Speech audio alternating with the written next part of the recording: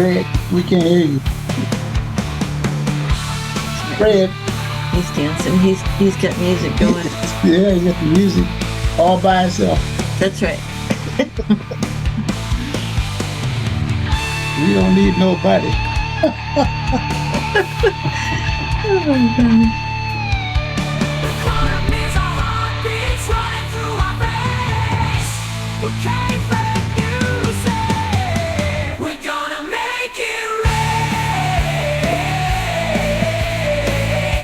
Yes, folks, I'm KPHRED. I'm with my co-host Barbara Wainwright. It's 11 a.m. Pacific on another Saturday, which means this is KPHRED Prime Live. Down the rabbit hole we go. Barbara. Hello. How's life been? You've been dealing with all the fires in your area. And I say your area because you're a lot closer to them than either Tess or I. Oh, is that right? Well, it hasn't been smoky where I live. I'm quite a few miles south of where the fires are. But I heard from a relative that there's fires even further north, I believe up in Marin County too. So that one isn't the same fire. It's unrelated, but it's another one that's pretty serious. And there was evacuation orders and things like that. So yeah, there's a lot of carnage out there right now. And I won't say anything funny about it because it's not funny. People losing their lives and their homes and things like that. And yeah, no, it's not funny. It's really serious. And I haven't heard of anything this bad since what happened in, I think it was North Carolina. Exactly. Where they were flooded out. So life sucks and then we deal with it, which is part of being down the rabbit hole. So what's something good that's happened to you this week? Wow, for me, I actually have a couple classes coming up for my coaching course, and that's always exciting. So I'm thrilled about that. And where do people get a hold of you for the coaching courses? That would be at lifecoachtrainingonline.com. Want to say it once more? Sure. lifecoachtrainingonline.com. Okay, so now we got awesome group of folks from millennial to boomer today, and I get to pick on all of them, so I want to really get into that. So we're going to lay out our topic. We're in part 2 or a continuation of our first episode this year's topic of building your 2025 success plan. And just as a recap, if you didn't listen to last week's episode or the January 4th's episode, let's put it that way, we were talking about the first step in building your success plan is assessing where you're at. And today's topic is what I'm going to say is metrics and the Black Swan event. So we've assessed where we're at, and we're going to build that plan. At least this is Phred's view. We build that plan, and we've got metrics of what we want to hit. I tend to like 3 months, 6 month, year long. For some reason, I just hate dealing with that third quarter, and it just seems overly anal retentive. But so.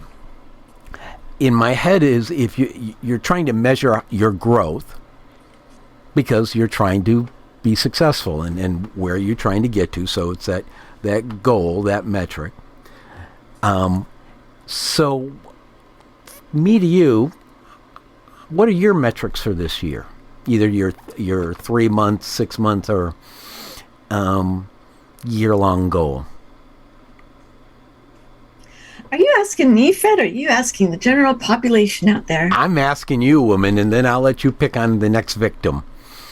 Okay. All right. So I don't know that I necessarily have 3 months, 6 months, or 12 months goals, but I do have a major goal. And of course, I need the steps to get there. But one of the things that I started doing before January was I was searching for a new infrastructure to run my company, and I found it, and I hired a company to do the conversion from one system to another. That is still in progress. These things take time. I was aware of that. I didn't know exactly how much time, but it's pretty much on target for what I thought. So first things first, you got to have a good infrastructure to build on before you can go further than that.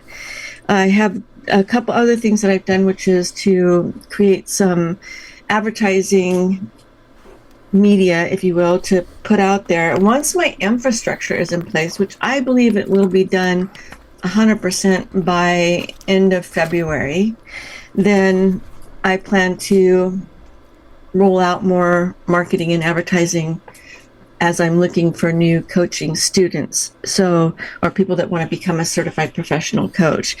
So that's where I'm at in my next 3 months is getting my infrastructure complete, getting that done, learning the new system, because I haven't done that yet either. There's a little bit of a learning curve, but I do believe by the end of March I'll be fully up to speed. It'll be the conversion will be done. I've done any updating needs to take place, and then I'll be ready to roll out some more advertising to build my business. My ultimate goal, Phred, is to to create enough sales that I have enough income so that I can hire people to help me run Wainwright Global, because it's a big job. As you know, starting your radio company here, it's a big job to run a company, and I believe in order for something to be really successful, you need other people on board besides yourself. It can't be a one-man show, which it's been for me for the last 12 years, and I've been ready to do the expansion. I just haven't had my infrastructure in place. Ooh, infrastructure woes. All right, so you get the infrastructure in, and you learn the infrastructure. And obviously, since we're talking tech, and tech, there's the ongoing support and improvement. Yes. So let's say we nail all that down. Mm-hmm.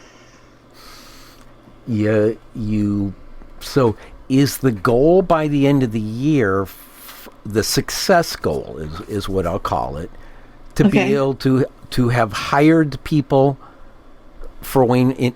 Have you taken on your first employees by the end of the year? Yeah, and I don't know if I want to call them employees as so much as, well, we'll see. I'm not so sure I want to do employees. I like people that are here to work together for a common goal. So I look at them more as consultants or contractors or things like that. The employee mindset doesn't really thrill me, but somebody who's on board because they want to make a difference in the world, now we're talking. I will say the company that I hired to do the conversion is going to be my technical support going forward, and they're not my employees. They are a company that does this for other companies. So I'm happy to be working with them, and I consider them consultants. Definitely. Okay, I'm fine with that.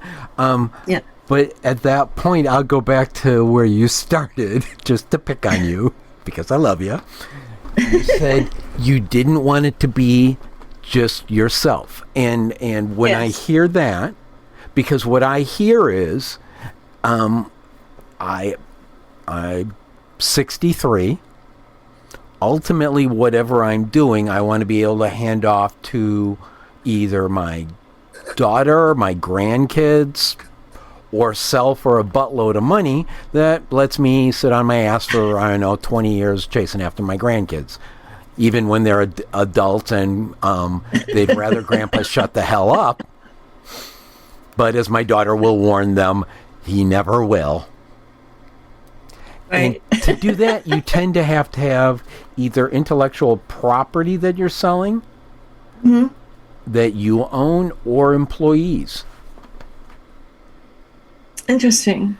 Well, I do have intellectual property, as you may be aware, with my system of coaching that I teach.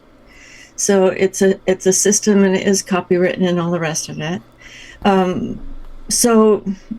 Bringing people on board, I don't know if you're aware, I have what I call master coaches, and they're out there using my curriculum, licensing it from me, and teaching other coaches. And I love that. Here, my whole goal is to uplift humanity. How do we do that? We've got to get it's a one-on-one process. This isn't something that happens, in the masses. It's working with people one-on-one to uplift them, to help them get onto the path that they're divinely meant to be on. And I know that Jim has the same mission with his book and his work. Jim Boswell has the same mission with his book and his work, and so does Jim White. He has the same thing too. And Dr. Crystal is here too. It's like we all know that there are a lot of people that are suffering. There are a lot of people that are lost. There's a lot of people that are just starting to awaken, and they need to be encouraged and motivated, and they need that mentor or that coach to go to help them get on the right path, help them to go deep into who are you, who are they, what are their gifts that they need to bring to the world, right? That's my mission, but I can't do it myself. I know this. So that's why I license my curriculum to other people. And if somebody wants to do this training and go out and change the world for the better by helping people become coaches and having more coaches out there to change the world for the better, yay. So this is how you get somebody to be very authentic, from an earlier discussion there. And two, you said a very interesting word that we'll do an episode on, is licensing. Ooh, that's a very magic word, just like franchising. And people don't understand the difference. So different show now. Okay. Now, and I do want to point out, we haven't introduced our guest, but we are now officially at a 3 Jim show. So it's going to be weird. Jim, and Jim. Yay. So I will let you pick, Barbara, who we take this next question to of metrics in developing the metrics and what metrics they develop for themselves for this next year. All right. I would love to hear from Dr. Crystal Thomas. Take it away, Dr. Crystal. Yes. Well, thank you so much, and it's a pleasure to join the experts around this table. So I'm sitting here as a student always, but I've learned a little bit so far, and I'm new at actually launching my coaching business, and I think that the authenticness that Barbara always exhibits just blesses me every time. So kudos to her, and I'm so thankful that she's feeling much better. Thank you. But I one metric that I did think about as I service people, and I'm mentoring as well with the school corporation, but the customer satisfaction. That how satisfied are the customer with the services that I provide, and I do that in a variety of ways. I take notes every time we meet, of course, and then I go back and analyze my notes. I'm looking at strengths. I'm looking at how much I was able to compliment, how much I was able to encourage that person, or ask a question that caused them to think differently about life or about a certain situation. For example, I was talking to a principal yesterday, and there was something he wanted to do, and the district that he's with told him no. And so that he could not do that. So I said, okay. I said, they are your superiors. So what's your next plan? What's your plan B? And as we would begin to talk about a plan B, it was even better than his plan A. And he was just so pleased with the conversation. But sometimes a plan B is in there and it's not telling people what to do, but it's about that whole quest of self-discovery. So how many times am I allowing people to really discover something different about themselves, to find something new within them that just the question brings out rather than being told? My goal is to let them realize that they are a person of value, that there's greatness inside of them, and that with the right kind of environment, structure, and support, that the answers that are in them begin to surface. And the reason that's important to me is because you want sustainability. You want them to be able to sustain the support that you give and that you're kind of working together with. And the only way they can do it is if they own it. So if it's their idea, you own your idea before you own somebody else's. Sometimes we have to be convinced of someone else's idea. So that whole mindset of how pleased are you And oftentimes they'll tell you, for example, when I left him yesterday, his last words to me, he said, "You know what? You have done a great job in helping me develop my team." Now, I didn't ask for that comment, but it still is a measuring device. It's soft, it's anecdotal, but it still means something to me that this person feels that what I have asked them and how we've been working together now has helped him do something that's so important for his success. I make it all about him and not really all about me. So I think a part of that operational efficiency is making sure that that we're meeting the needs of the customer. There's a reason they came to us, and is that need being met? And if there's something and then I think too, feedback from the client is important, because sometimes if it's all just sit and get, which we never want, but the feedback they give you helps you to know next steps where you need to grow and learn next. I might need to go do research about something before we meet again. So being able to do some of that legwork for them, because if you're in the hot seat all the time, you're not thinking about my homework. Thank you, Barbara, for the homework about my homework that night. So I think that whole customer satisfaction piece, and it's really in how you treat them, even when you have to tell them no. You still want them to feel as if they are valued, they are important, and they have a significant contribution yet to make in society. Okay, And so now you know why I love Dr. Crystal Thomas so much. She is amazing, and I just my heart expands when I get a chance to spend time with you. Truly. And likewise, my dear, I feel the same way about you. And now I've got a whole family. I'm loving this. Yes. okay, so I have actually had a couple of experiences recently with asking customers how we're doing, and that has caused one black swan event, but we'll get into that later. And the other one, he'll be a guest on the general manager, who was a guy who sent bowling pins to Gavin Newsom during COVID, kind of my hero. Yeah. It's going to be on the next show. But I like the questions, because most people tend to want to shy away from questions, or asking that question that makes people go, I didn't think like that. So then my question is what if they don't like the answers? How do you handle when they don't like what the answer is? So the client doesn't like the answer, then you keep probing. Well, You keep probing for the next question, for the next thought. It's almost like the GPS is rerouting. So let's you're the GPS. Let's reroute. Where can we go next? And do we need to take a pause? Is it time now just to have some reflection time? So they won't always. First of all, I think the mindset when told no, like in this situation I just described, he was kind of angry that he was told that. So you got to tunnel through all of that emotion part first, and then just separate the emotion from what the facts really are and how you can really turn things around. And what are you going to lose? What are you going to give up if you try it? What are you going to gain if you don't try it? What will you lose if you don't try it? So just continuing to ask those probing questions. And I think that we can ask them to such a depth that they finally come to terms with, yes, I think I can do this. Okay. I think a part of that too is with the questions is making sure that we are good listeners, and when we listen, it can't be with my background or foreground. I've got to listen being right where he is. And so having the intentionality, I'm groaning in the expertise in that, but having the intentionality to say, I want to be able to know right where you are. So eliminating what's happened to me or what might happen to me tomorrow, but my own baggage, not entering in, but let me find out about you.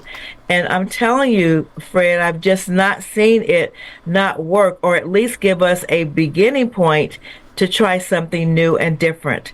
And it's their solution, and they own it.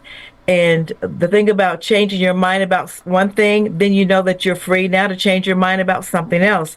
So giving them the freedom to make those adjustments and employ the flexibility now to be able to try something different, and maybe something that you never thought of before. And nothing helps us do that like a problem. especially a problem where we don't initially think we know the answer. All right. So, last question before we move to another victim. I mean, Gosh. guess. I'm feeling victimized. Go ahead. It's part of being on the show. It's one of my charms. Oh, I'm good. I'm good. Fire away. So, what's one question you started out about your company that you are trying to answer over this year? That's success. Okay. How can the clients I serve make a positive impact in their space? I'm not looking at the world, the entire family, but even where your mental space is. How can I support you in leading you to make a positive impact? A can do, yes, I can do, and I can do well, I can succeed. Having them change that mindset now to I really can be successful. That's my goal. I want them, first of all, to believe in themselves, to believe in the gifts that God has given them, that yes, there's greatness in me. How can I expand on that? And allowing them to see it. Oftentimes people you can receive a lot of negativity about what you can and cannot do. And the world is full of no's. There are no's everywhere. There are failures everywhere. And even when something doesn't work out the way they want it to work out, I said, okay, what did we learn from that? Because every failure is a lesson learned. What do we learn from that? And then looking at failure differently, like not that I am the failure, but now I need a different response. So how am I going to respond differently now that this situation didn't work out like I wanted it to? So what is my response now to take me to success the next time I try this particular strategy? So I think just giving them the confidence to try something, to do something, whether it's standing in front of people, let's practice that, and don't look at their eyes. Look above their eyes so you won't be intimidated. But there are different strategies that you give them so that they do feel comfortable and supported enough that yes, I can do this, and recognizing the greatness that is in them. That's one of my number one goals. Okay. For those who are worried about intimidation, I really want to recommend the $5 crossbow from Five Below. Okay. Cheap, disposable, and reasonably silent. All right. So, we're going to move on. And since this is a 3-gym day, we got to pick a gym. Otherwise, we're just going to have this really long-ass gym block in there. So, I'm going to pick on the least prepared gym here because he was the last one in. Jim Treleaven, I will say, professor of business at University of Illinois, Chicago, and also a gym that's hung around me for a long time, and I got no clue why. Jim, you got metrics in your head for your goals for 2025. How do you help your students develop metrics for theirs? Well, if you'd like me to talk specifically about the students. Pick, dude. Pick. Okay. Other than Ohio State. Well, that's the most important metric. I know. If you ask me how the weekend was or how it will be, ask me on Tuesday morning. It will be fine. So, Crystal, why are you smiling?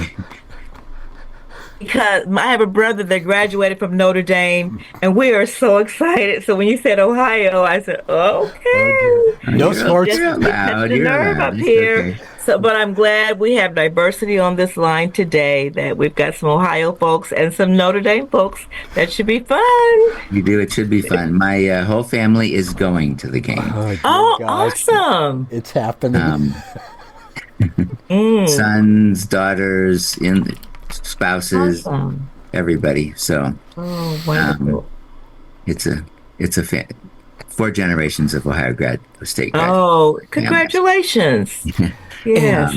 Jim doesn't know it yet, but part of his goals for 2025 for KPHRED is to launch a show with his daughter of ESPN and his son-in-law of Big Ten on sports. But he doesn't know that yet. So, Jim, go for the answer to the question. Well, I would talk about sports all day if you wanted me to. Yeah, I know. Not this call. We're going to do a specific show on sports.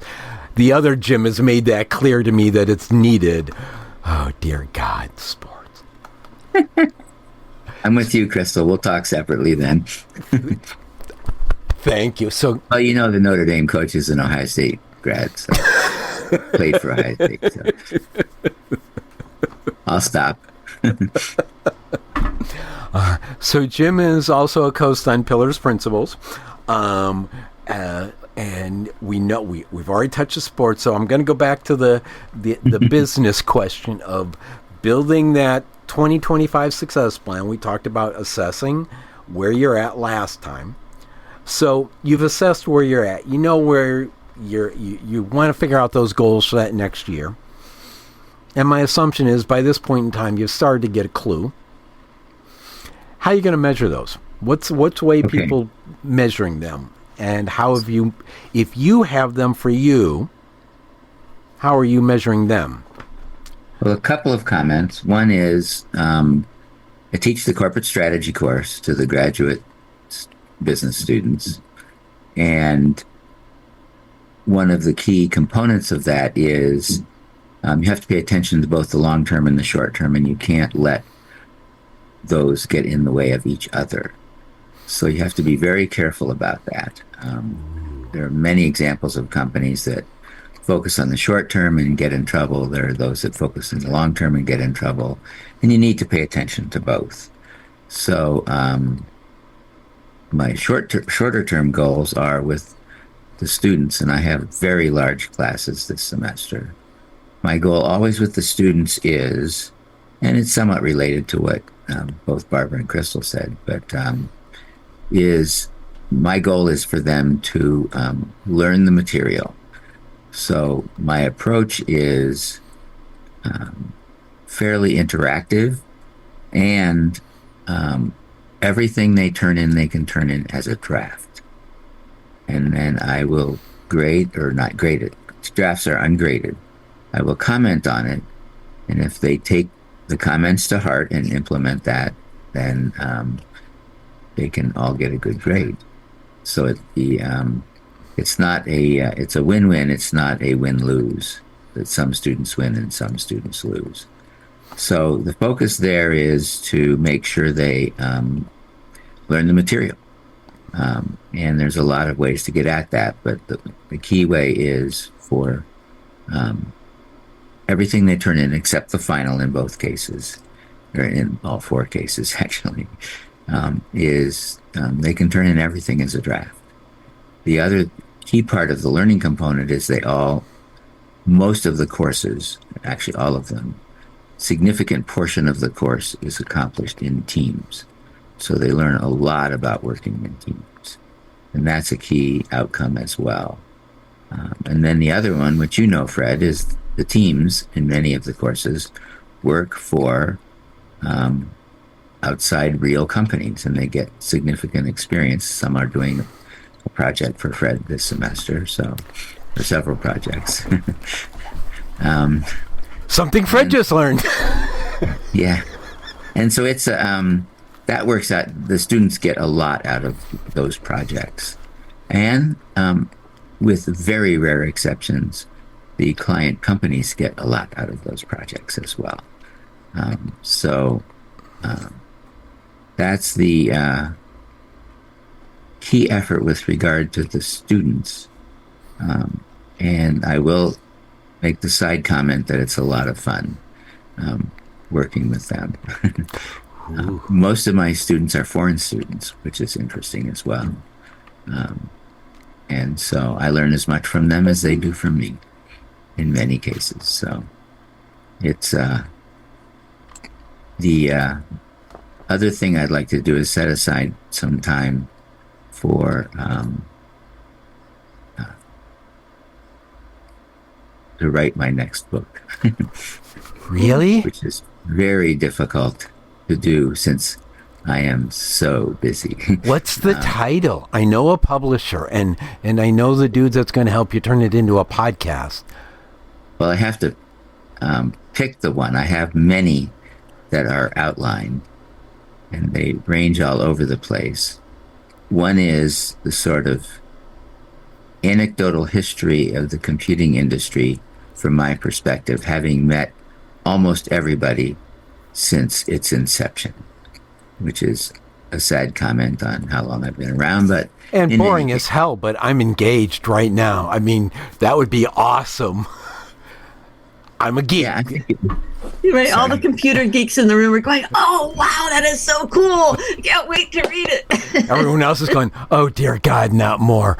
So, all right. The anecdotal part is because I've met almost everybody you can think of in the computer industry over that period of time. I'm not a computer the well-known geek, people and I would anyway. love to hear that. I'm not a computer geek. Wow, that sounds man. All right. You got, All right. So, I owe you a thing on not appreciative inquiry, but yeah. emotional intelligence. I'll get. This is computer stuff. Even better. Okay. No. So then, Okay. all right. So that's number one with a crossbow bolt in my head. What's the number two choice? For books, well, it's related. One is all of the fascinating, famous people I've had the chance to meet over my lifetime. Okay. And it's quite the list, actually. I've been paying attention for the last, dear God, 18 years, 19 years. I've been You paying all are on the list, by the way. But it starts with Jackie Robinson, who I played catch with as a child. And it goes up through, entertainment people like Ray Charles, Arnold Schwarzenegger, then the computer industry people. That's the overlap: Bill Gates, Steve Jobs, all those guys. But it's a fascinating list of just happenstance acquaintances along the way. But I had to have had a substantive interaction with them, not just pass them in the hallway, but actually spent time talking to them. So All right. anyway, All right. So I'm going to let those overlap a bit. Other than being slightly flabbergasted, you shut me the hell up when you said you're on the list. I said you were all on the list, not just you. The fact that I'm on the list kind of blows my gourd, because I've been listening and I got stuff we've broadcast over the last 15 years, dude. But all right, so I'm fine with that, and I actually had contemplating talking to you about that idea over the last year. But I'm going to shut up because Barbara's been real quiet, and it's really bad to make a Southern Californian stay quiet too long. And I used too much of my time, so I apologize. No, you got the next part, hun. Go for it. Well, I was just I love hearing about your goals and the things that you're looking for doing. And my God, finding the time to write a book. You are right about that. It is really difficult to find the time to write a book. Very difficult, but Yeah, and I've heard of people that get up extra early in the morning to do it, but my brain doesn't engage first thing in the morning and takes a large cup of coffee to get going. So I don't know. it would be my second book. I've done one already, so. Oh, that's okay. So this is your second book that's out there. That's amazing also. That's fantastic. So yeah, the history of the computing industry and then weaving in those stories that you were talking about of people that you've met along the way. That's just brilliant. I think that would be a very entertaining read, even for people that like Mr. White said, even for people that aren't in the computing industry, don't consider themselves a computer. Oh, it'll work for you. Don't worry about it. It'll be great. And you, Barbara. Oh my gosh. So I'm just excited for you. And I love that you're working with students and your methodology of having them work in teams, because when you go to a company, guess what? You're going to work in teams. And, you mentioned emotional intelligence, which I know Mr. White is an expert in emotional intelligence. And I think all of these things are so great that the students have the opportunity to learn from you is a blessing. So congratulations on that and your team. It's amazing. And like I said, I learned from them too. So it's so true. I love that about, I consider myself a teacher too with the coaching business, and I learn as much from my students as they learn from me every time, and or more. And I'm so grateful for that opportunity as well. So I You understand. are right. Yes. All And right. it's one more thing that's interesting is you said that most of your students were foreigners. Yes. So, wow, 80 to 90% of my students are foreign students. that's just a little bit of a mind blowing thing for me to hear. Any particular countries? In order of, there's no majority country, but the plurality by far is India is first. Interesting. Second, Wow. the second is the Middle East. Okay. Third is China. Fourth is Africa. Wow. And fifth is a collection of the rest. Wow. Well, that's just so Here on fascinating. Gilligan's Isle. Never mind. To me, that's fascinating. I'm just curious.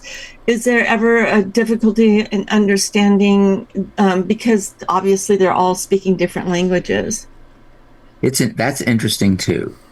India is an English-speaking country, Yes. so they are all fluent in English, Yes. but they have very thick accents, so it's Yes. sometimes difficult. China is difficult on both fronts because they're not native English speakers, and they actually speak very softly, which makes it somewhat difficult as well. Oh, The interesting one is the Middle East, none of whom are native English speakers, but they virtually all speak English with almost no accent. So they learned it when they came here, and for some reason they are very, very fluent and have no accent. And the ones from Africa are very fluent as well, not native speakers, but they're very fluent and have I get used to the accents though, pretty much. And the other interesting aspect of all of that is their names. oh yeah, I bet. And just trying to remember the names are so different. Well, China, I had a group of students, like 30 of them from Iran. I couldn't tell you one of their names. Yeah. I couldn't even pronounce one of their names. It was very difficult to even try to write out and spell them and put them on the certificates. It's like, yeah, so I totally get that. And Iran is a source of, but I have a fellow faculty member from Iran. I have a teaching assistant from Iran and some students from Iran as well. They're all women because women can't go to school in Iran mostly. So, There you go. But it's, it's just, I'm getting pretty good at not misgendering people from there. And some of them have like 4 or 5 names, so it's difficult. But that's the most difficult part. Right? Oh my gosh, I do understand. It's so But it's interesting. fascinating. So it's Right, isn't it? It is fascinating, and it's wonderful to be able to communicate and get exposed to, and like you said, learn from people and their different cultures and understanding them. Is really, absolutely. yeah, It's I don't know. Just, that's not something I actually anticipated when I decided that I was going to teach instead of retire. there you go. That's turned out to be He's gonna die. impetus plus. Yes. He's gonna die, still finish out the semester, and grade the tests before he stops. And yes. All right. Hey, when you're doing what you love, why stop? That's I know, and I do. It's great. Yeah, I will never stop. we have Well, that. just to be- never. That's right. This is exactly right. Same thing. The thing is that's true in most cases, but like if eating is what you love, it's really bad to do that too much. That's true. All right, Barbara, who do we pick on next? Oh, well, okay, we're breaking up the gyms, so let's go with Frances. Come on down, woman. Time to shine. I'll do my best. You might get a glow. I don't know if it's going to be a shine. Fair enough. Turn off the video because no one can see you, and the sound will come through better. So, ask the question, Barbara, so everyone gets it. But you can't be muted when you do that. No, I can't be muted when I do that. So, Francis, we are excited to learn a little bit about you. I would love it if you'd share a little bit about you and what you do, and then tell us what your metrics are for moving forward in this wonderful year of 2025. So a little bit about me. So I've been in the aesthetics world. This will be my 21st year. I just recently, end of last year, left running a medical spa so that I could go back to school to get my own aesthetics license so I can open my own practice. After 20 years of really working with women of all ages and men, it's very apparent how much we are marketed to for what companies want us to purchase rather than what our bodies need or where we are in our life and what we need to allow us to be who we are.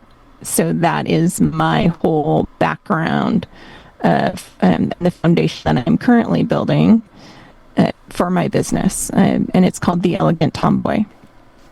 I am the only girl in my family. I have 3 older brothers. The joke in my family is that I didn't learn how to be a girl until I was in my 20s. So I have that very split personality of I can be very rough and tumble. I love getting out in nature, getting dirty. But at the same time, I ran a medical spa. So I can talk to you about all the skincare. And I did makeup for a while. So I have that very girly side of me as well.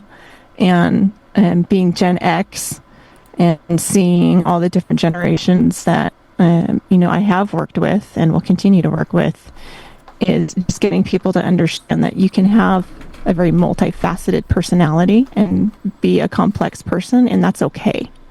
That you don't have to pick one person. So yeah, I am a woman, but that doesn't mean that I need to fall into those stereotypes.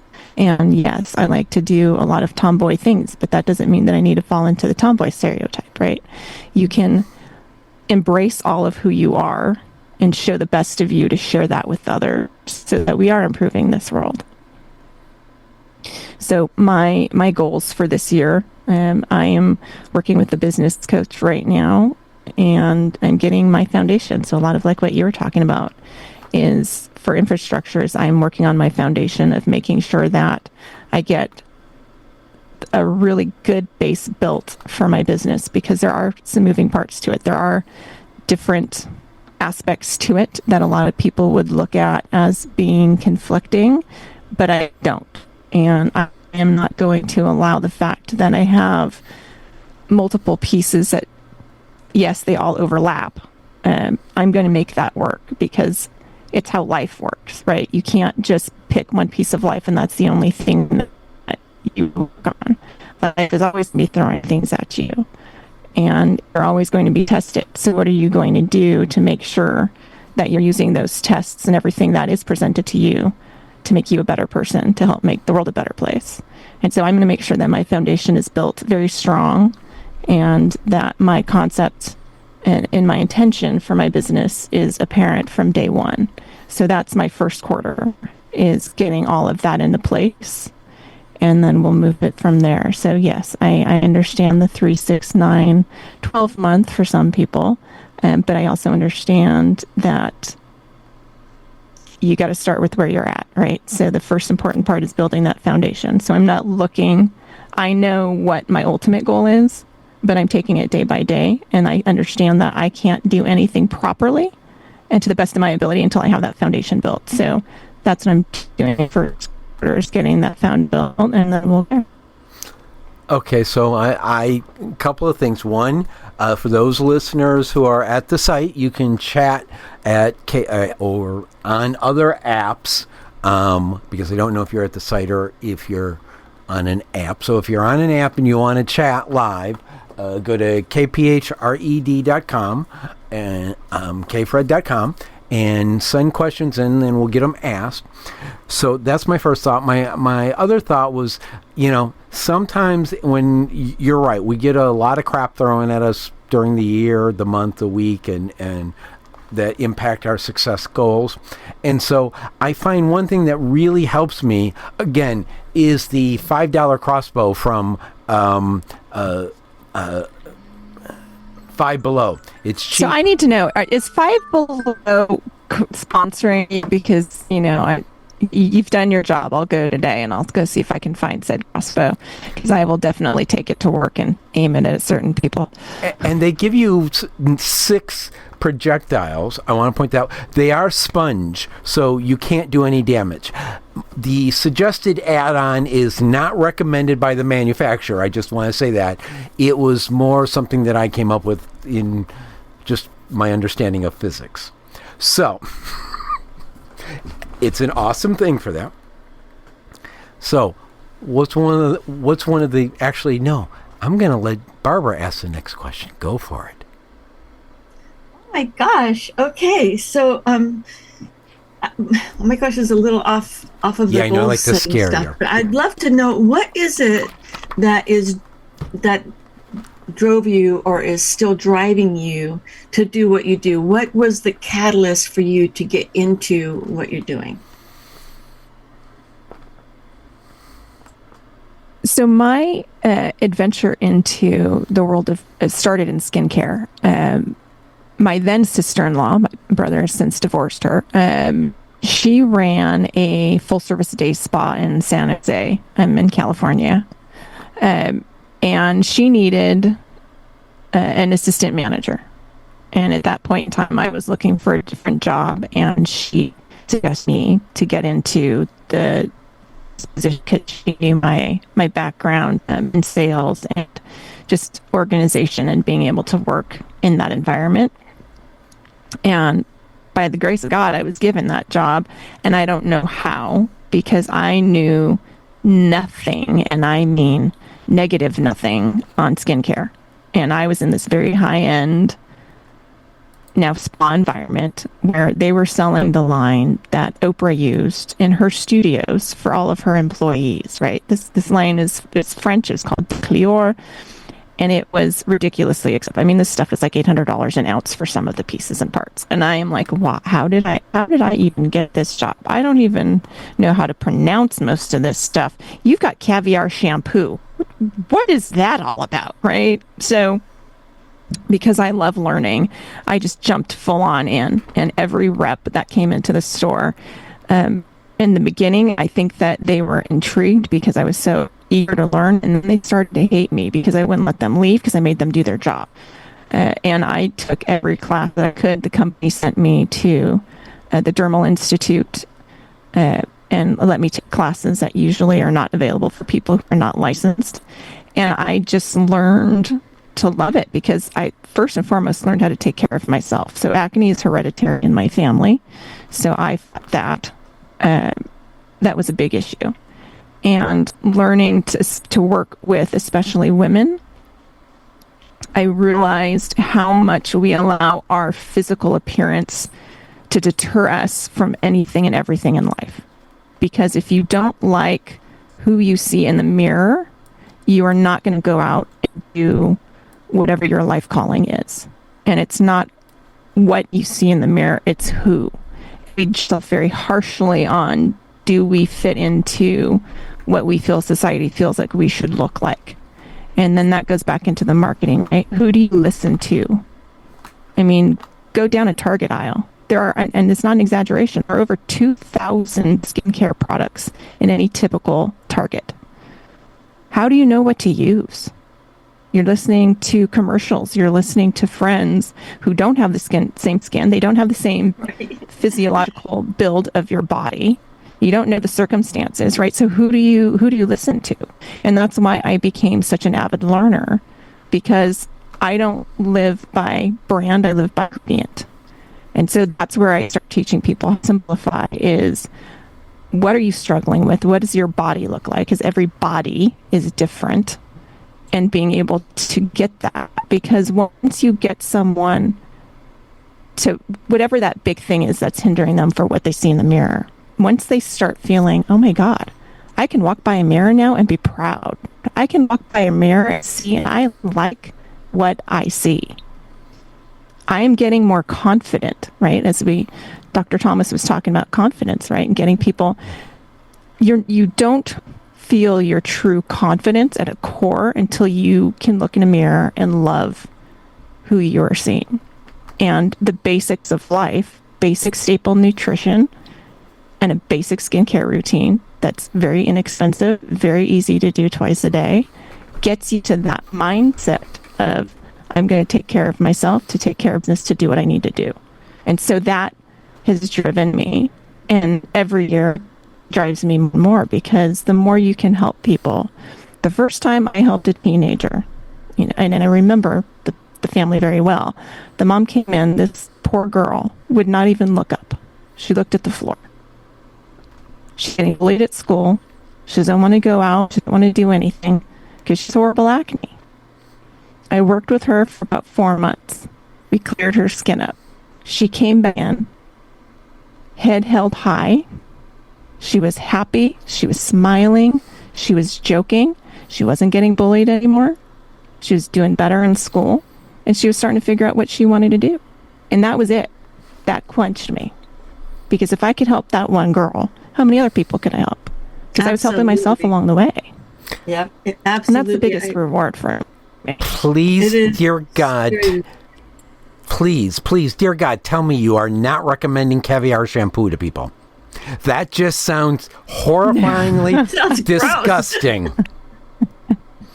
It's a protein thing. That's a whole nother show. I understand why they put it in it. There's not actually caviar. It's it doesn't come out chunky like you would think of caviar. It's not like that, Fred. Disgusting. And no, I do not, because Thank you. need to be spending $150 on a bottle of shampoo unless you make a couple $1 million a year and you have more money than brains. But most of us don't fall underneath that category. All right, so on that note, we're going to go to our next gym. We're going to reduce going to go up in age. I don't know. Mr. Boswell, have you used caviar shampoo? No, and I don't have many hairs left on which to use it. I have two quick comments out of sequence. One is that story about the girl that you helped, Frances, was awesome. That's so cool. And the other thing is, in all of that, we got distracted when I was talking, is I forgot to mention that Jim Boswell, who's up now, and Phred both have spoken to my classes and have been given them terrific insights, and very much appreciate their contributions. So that was on my list, and we got distracted. So. I love scarring newer generations. It's a joy I have. So thank you, guys. You're very welcome. Mr. Boswell, you're Mr. Metrics man. I know this because, again, you're pulling crap out of my brain that probably most folks would wish would stay buried deep beneath the earth. Yeah, you're a work of art for sure, Phred. I am unique. Yes! I have a face for radio. Yes! All right. So, metrics. How do you lay out your metrics for success this year? Well, as you know, Phred,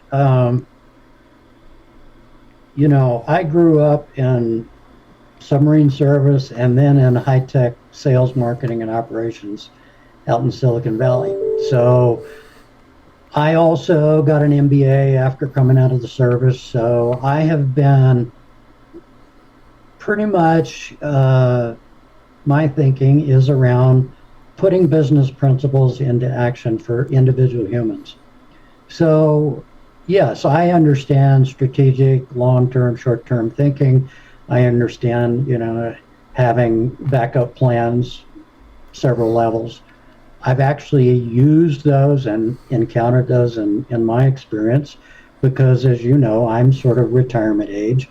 And so I am a baby boomer who's actually used these kinds of processes. I was not always great at it when I started out, but I understood that there were things I needed to learn to fill in the missing pieces. These days, it's such a part of my makeup, I carry it around in my head almost as much as I do on paper anymore. So if you ask me what my goal sets are strategically or next 3 to 6 months, I pretty much can say that extemporaneously. There was a point when I wrote it all down, and that also helped because it gives a person a certain amount of discipline about looking at what are the possible things I could do or be, and then saying, okay, of those, say, 10 things, what are the most important ones, and how do I figure that out? So in other words, invoking the Pareto rule to reduce your focus to what really matters to you. And then you look at things like resources and timing to say, well, are those two even achievable in the near term or the medium term or whatever? And then you just realign between the 10 that you already had until you have a couple out of the 10 that you think are really doable. And once you've got a strategy, there's tactics to come into play. How do I get to point A?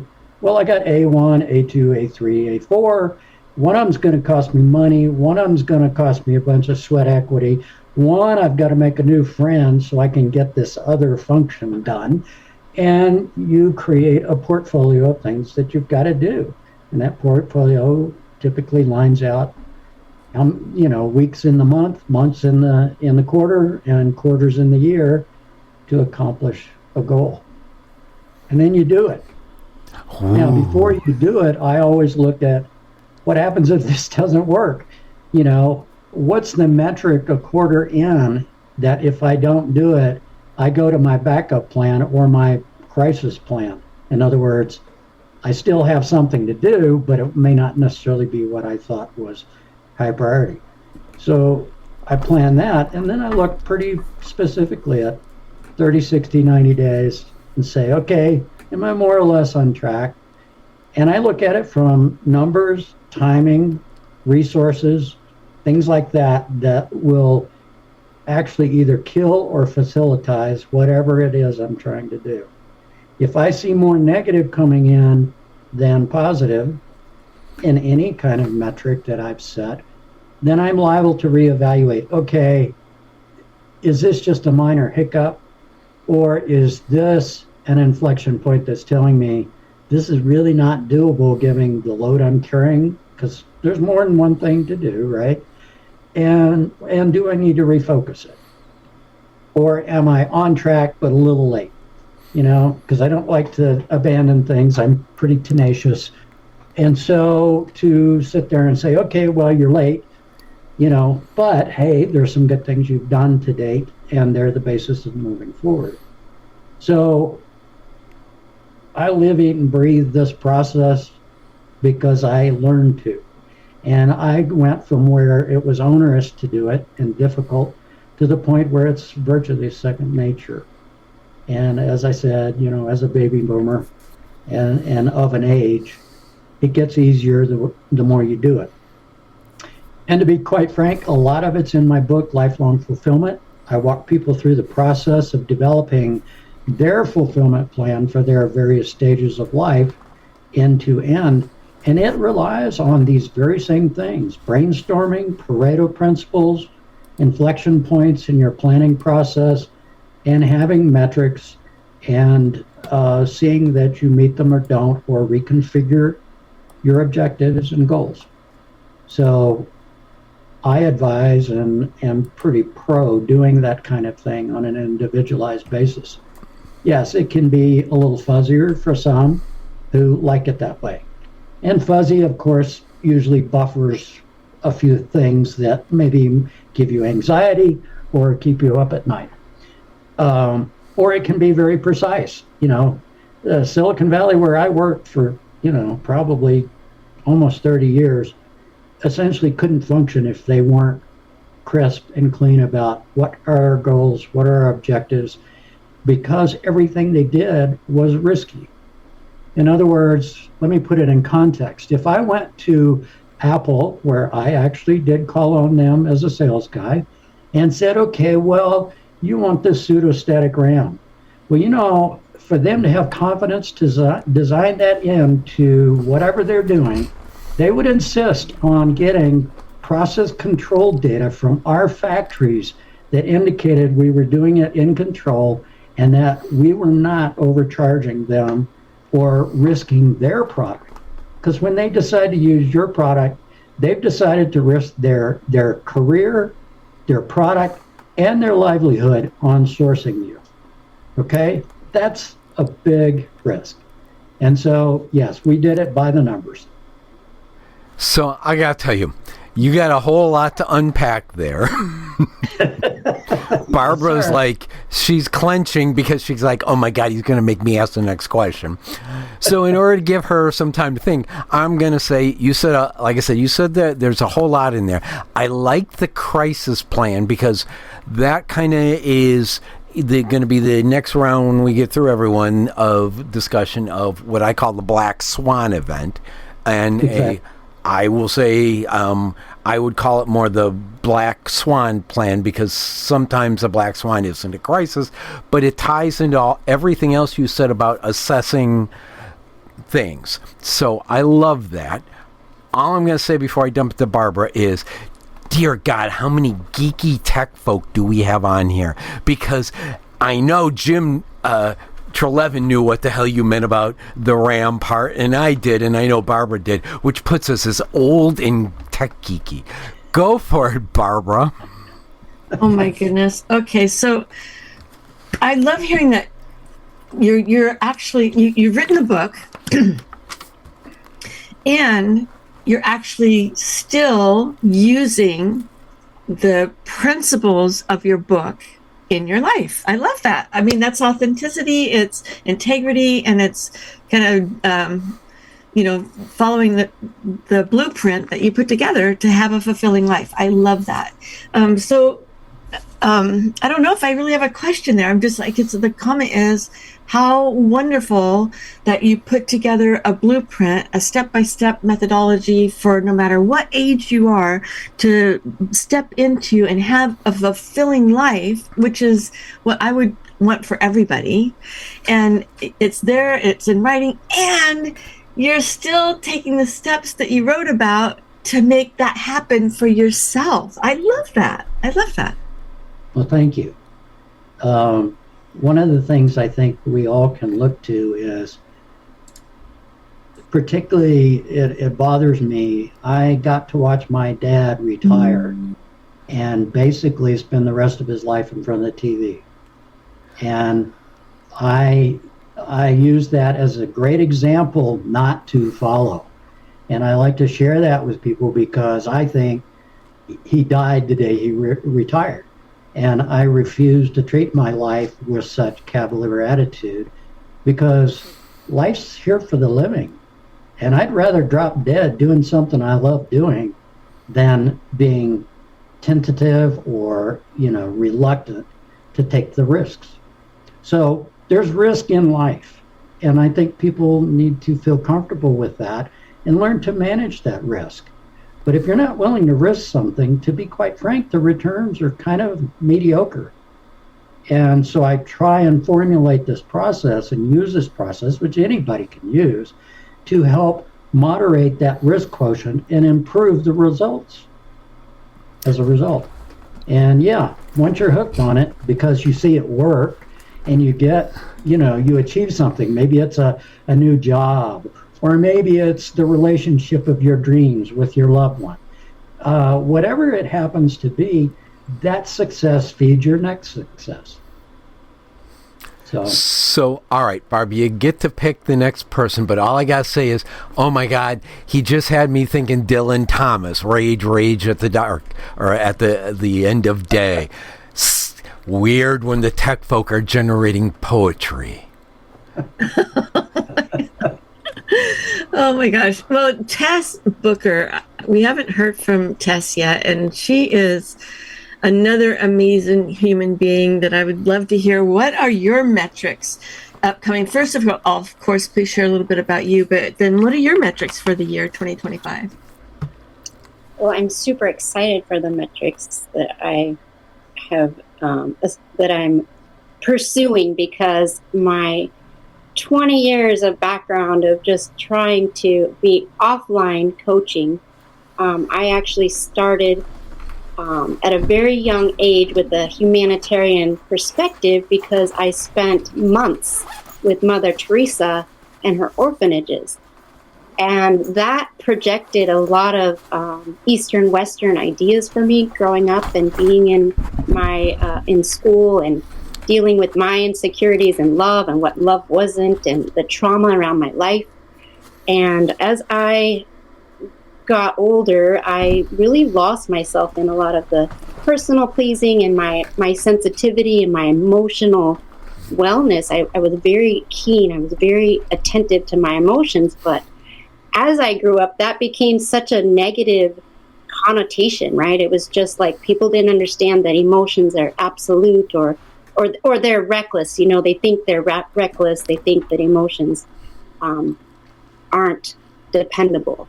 And so it brought me through this business of coaching around wellness, healing, business. And then what I did is I dove into business, the metrics of everything. You know, I became a life insurance agent. I was building other people's business. I did the numbers and the absolutes. And what that showed me was there is these physical truths and these absolutes and numbers, but there's also these very, very spiritual truths. And we have these external and internal nuances. And let's face it, like I have felt that running a business is like flaming torches riding on a unicycle. Like I have felt that disconnect of the physical grind and the inspired living. So that I love being here with all you guys because it's all a part of us. It's just a disconnect in which one you operate in better or which one you operate in worse. But I find that people in business are just on autopilot. They're suffering around those spiritual, emotional messes that they just haven't figured out the absolute of what emotions can do and the power of them. And so my metrics and how I do things in my coaching has been a blend of all this, what I call soul science. It's been the balancing the intuitive alignments and getting aligned with your body with metaphysics and neurology. And basically, you guys, it's just making sure that our minds and our intuitive heart are working together instead of pulling in opposite directions. And this is a passion for me in business because I find that business owners, we sit in this disconnected from ourselves and trying to separate life and business. So this has been the thing that's just been brewing behind my heart. And now in my metrics, I've never been in the online space as far as creating courses and making sure that I can make that time and money freedom that I fully desire. So I'm not really good at the metrics. Honestly, that's not my brain. I'm the intuitive, insightful, inside beliefs, thoughts, emotions. So I need people like Deanna, who is in this space with us to just give me that container. And I'm really looking forward to working with people that can help give me the container to be online, do the marketing, do the things that I need to do to get visible, and to do it with these absolutes of metrics of making sure that I'm making the money that needs to be made as a coach and helping and serving people in the capacity to stop this suffering around our logical and our logical mind and our intuitive hearts. And I see all of you guys. It's just so fun to listen to you because we're all in this space of that's what we want, right? We want to serve others collectively, but we have to individually really hone in and find that disconnect within ourselves. So Phred, thank you so much for pushing me to the edge. Because, okay, now I'm going to push I was in that business space, not in my alignments, because my heart is this humanitarian collective consciousness, awareness, and emotional well-being so that we can go do the things that we love. All right, so you triggered me on a couple of things. One, the flaming torches on a unicycle. You made me think that, well, you would be better off with a crossbow doing flaming torches. And I thought, well, no, the $5 one from Five Below wouldn't work. And then I thought about it further, and I thought you could wrap the nails with like pipe cleaners, put alcohol on them and light them, and that would give you a flaming torch you could shoot from the crossbow. So I want to state that. So that's what you triggered. Now, the other thing I want to point out is you hit one very incredibly logical metric that no one else really has. Barbara came closest, but you let out one word. And I give you kudos because you hit that one word in everything else that is for a business which is critical. What's that? Please tell me. Do you know, Barbara? Ooh. She doesn't know. Is that her head shaking? Yes, Yep. she doesn't Do know. not know what that word was. You said the M word. What is that? What's the M word, Phred? I'm really curious. Did you get it, Barbara? The M word, she said? Ooh. No, I did not. I mean, Money. Money. I was thinking it was either money or marketing that you were putting together. No. But what I heard was Barbara this. Deanna will tell you marketing's boring, and she's right. But the M word, that's why you do marketing, is for the M word. Right. And Yes, that's why I have Deanna, right? The M word. but the money isn't. It's a reason behind metric. what you do, right? It's a metric. It is a metric. But it isn't the reason. I never said it was the reason. And we're talking about metrics of success. Yes, that is a metric. And Tess is the first one who hit, and I give her kudos for it. She's the first one to hit a money as a metric of what a business wants to accomplish in this next year. Well, I know, guys. You know why I said that? I have to really tell you because there are things that I've had to learn about money. You know, Mother Teresa was not poor. She was not poor. And that whole poor in spirit thing, money is the result of the abundance that's inside of us. It's just the result. Again, you're going where Barbara went, which was all I'm saying is in a success plan, the M word has a place as a metric because we can all help mankind and still be homeless because we got burnt out by a Black Swan event and begging on the street. And I'm in California and I see enough of those folks as it is. All right, so we're going to go to the next person who he's already defined his metric in the title of his podcast and his book, and it gives me a 3-gym day. Score! 3 of a kind. Beat that, Barbara. Jim White, come on down. So, your podcast and your book is A Better World. So, no matter what, I know you're going to say a metric of yours for 2025, and tell me I'm wrong, is a better world. And you're muted. So the first thing you got to do to hit that metric is unmute. Yeah, absolutely. I think right now where I am in life is how everything that I do, I want to be able to utilize it to create a better world.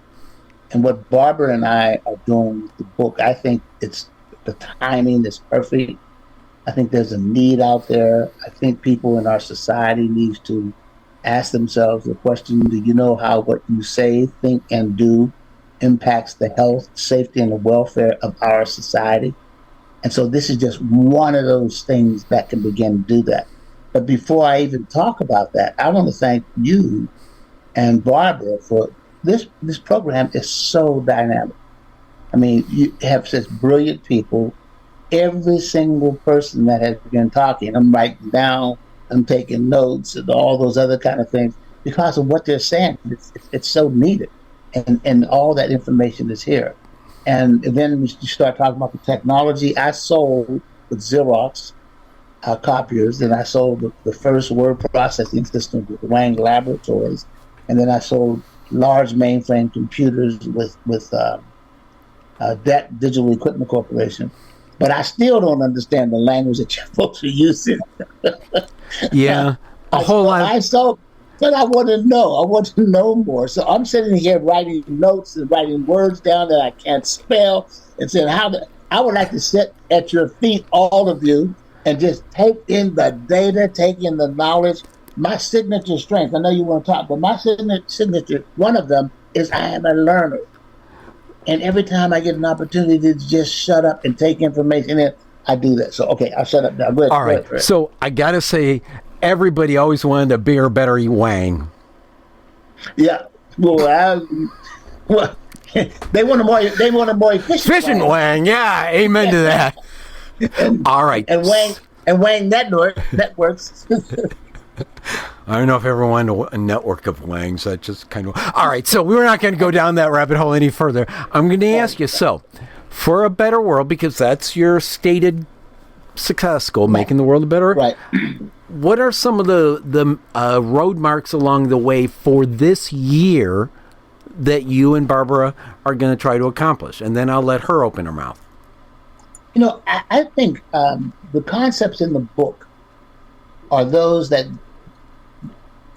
allows people to begin to do some introspective stuff, to begin to understand themselves as it relates to their ability to be objective, ability to be equitable and fair in their interaction with people who they like, who they're comfortable with, and those people that they don't know.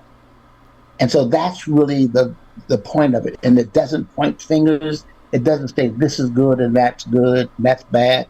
And I think the power in this is that Barbara, who has not, like she said, ever taken a diversity training book, and me, who have been doing this now for probably 36 or 37 years, we're sitting there together and we're talking and we're being open and candid and serious with each other.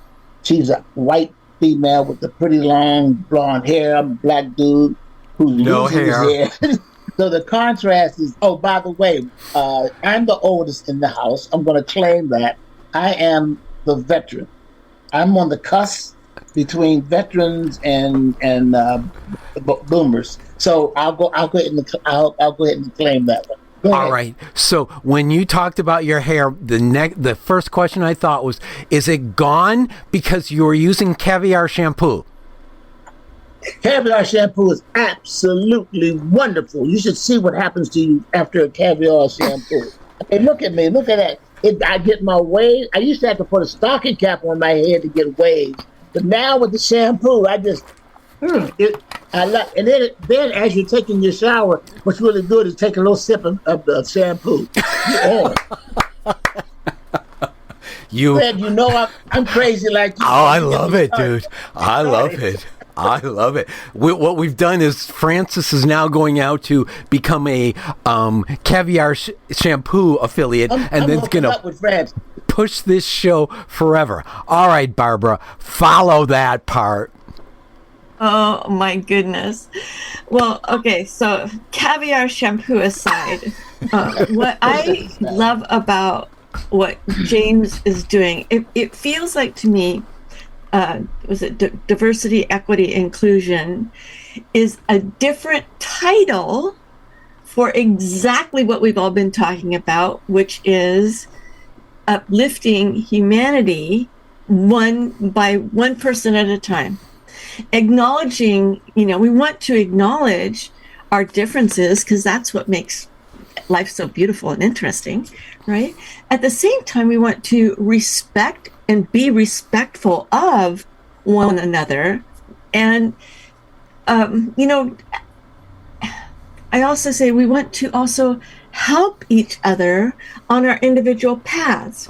So, and encourage each other to keep taking steps. One of the things that Tess said that I really liked was we want our minds and our hearts to work together. And I know, Jim, that you're also an expert when it comes to emotional intelligence. You have all the, I'll say, aspects to really help people love and respect one another. You know all of that. I don't know. You have the wisdom. It's wisdom. That's what it comes down to. It's wisdom. That was an earlier episode last year. Okay, so we're talking about metrics, okay? Thank you. Bring it back to the metrics. Not last year's episodes. Then people kind of get scatterbrained. So stay on topic, woman. Okay, so in terms of metrics, with A Better World, the broadcast, what we would want to see as a metric would be humanity coming together to support and love one another. Kind of like we saw in California. One of the metrics of that would be all the people that came forward with donations to the people that were displaced because of the fires. They had so many donations, they got on television and said, do not bring any more clothes. We don't need them. And in fact, somebody from my area had taken clothes and went to some like 5 different locations, and everybody said, nope, don't need any more clothes. Don't do that. So all right, that is beautiful. That's a metric in my mind. Here's a surprise. I'm going to poke at you on this. So if you're telling me all that stuff you want to have happen by the end of 2025, and then you cited Southern California, I hear we need to light the world, a bunch of the world on fire to get humanity come together. And my goal's kind of been not to do that. Or you can tell me how do you achieve at least a chunk of that? What percentage of humanity, rather than all of it by the end of 2025, would you like to bring together by the end of the year? I don't think we have a numbers kind of target. I think that what we want to do is to enlighten people to be able to understand, value, respect, and appreciate each other. Value, respect, and appreciating the person next to you does not mean I'm going to invite them home. I'm not going to their house. It just means that we're all out here trying to pull things off and try to achieve our goals. And we're all looking at the same goals. If you look at Maslow's hierarchy of needs, everyone falls into those 5 levels of Maslow's hierarchy of needs. And how do we do that in such a way that everyone can participate? Because when everyone's not participating, then that's when you have chaos, you have problems, you have challenges, what have you. And then all the things that the folks have been mentioning, the different kinds of courses and information, all those are utilized to achieve those goals. For me, I would like to get anyone to tell me that they do not use and embrace and love DEI.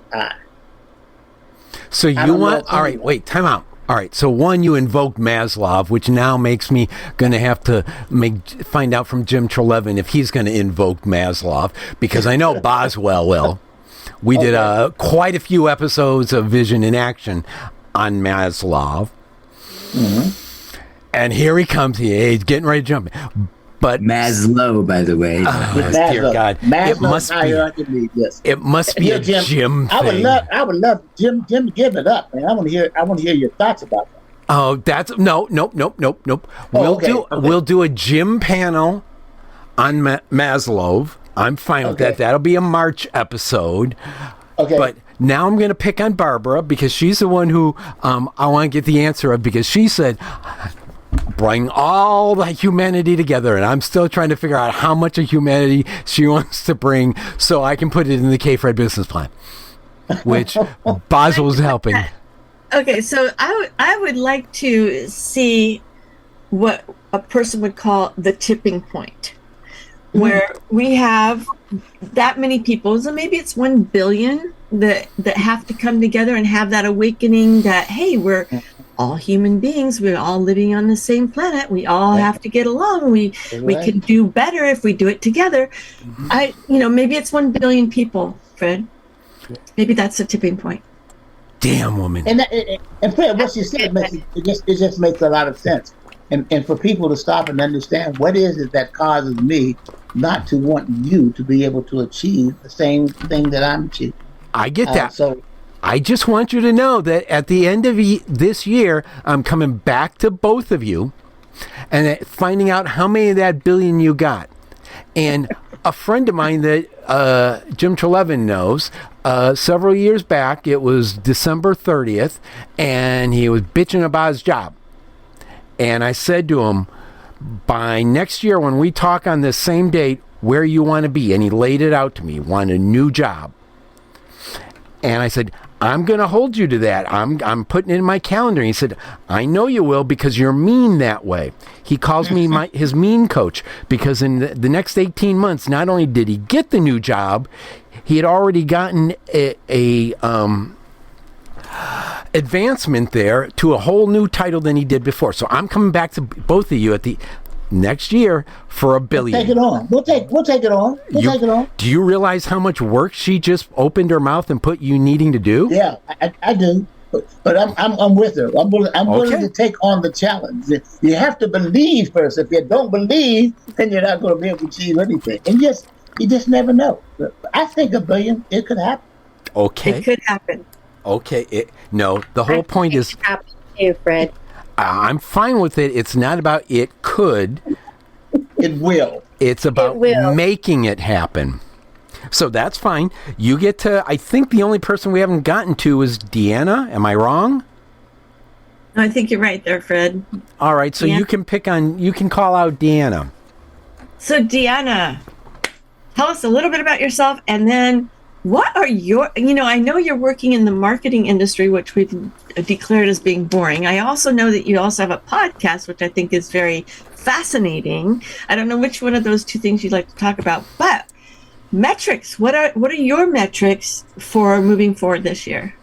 Well, y'all mentioned them. It's the 2 F's that make most people say a third F, and that's foundations and finances, mindset and money, understanding where you're coming from so you know where you're going, and having the means to get there. Ooh, yeah, that was really succinct, wasn't it, Barbara? It was. Really well said. Foundation and finance. Hey, y'all gave me a lot of time to think about it. You saved the best for last. All And right. this is why I have her in my back pocket. All right. So we're going to talk about the show and what it's about. What's the reason you do the show? Besides, I told you the marketing was boring and no one wanted to hear about it. So, I'm going to be completely blunt. Phred has completely restructured the way my 2025 is going to look.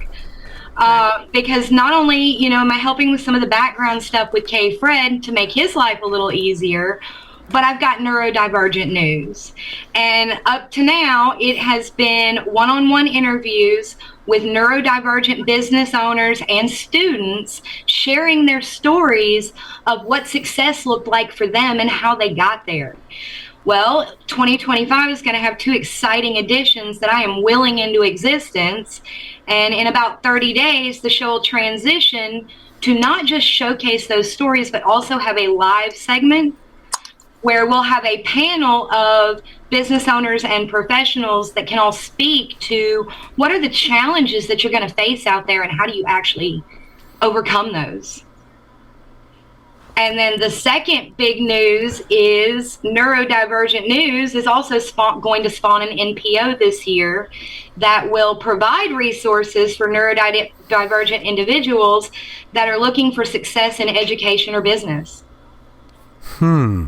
My thought on the NPO is congratulations, and there's at least a couple of people that can pull so much information out of your head, make your brain hurt and get it down onto paper that they can help. So awesome to you. I love the first part.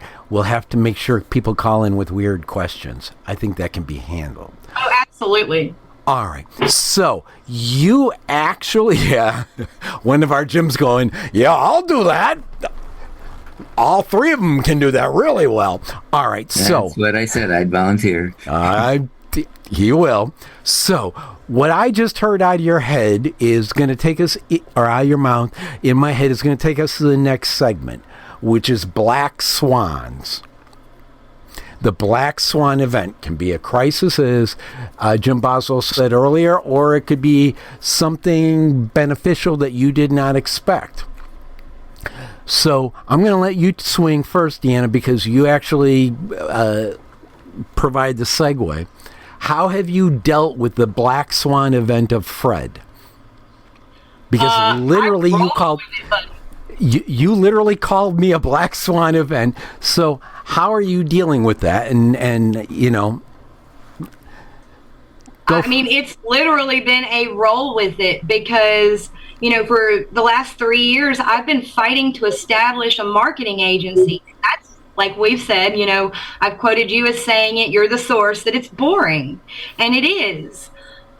And having that aha moment completely shifted not just the birth of a radio show and the relationship that you and I have, which is leading to so many amazing things, but it shifted the way that I address my marketing agency, and it made it more personal. So I'm not selling products anymore. I'm selling people dreams.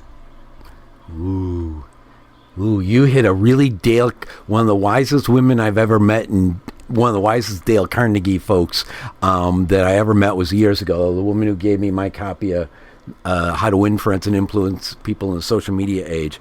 And she said, if you sell the want, you will always be better off than if you sell the need. So kudos to you for pulling that out.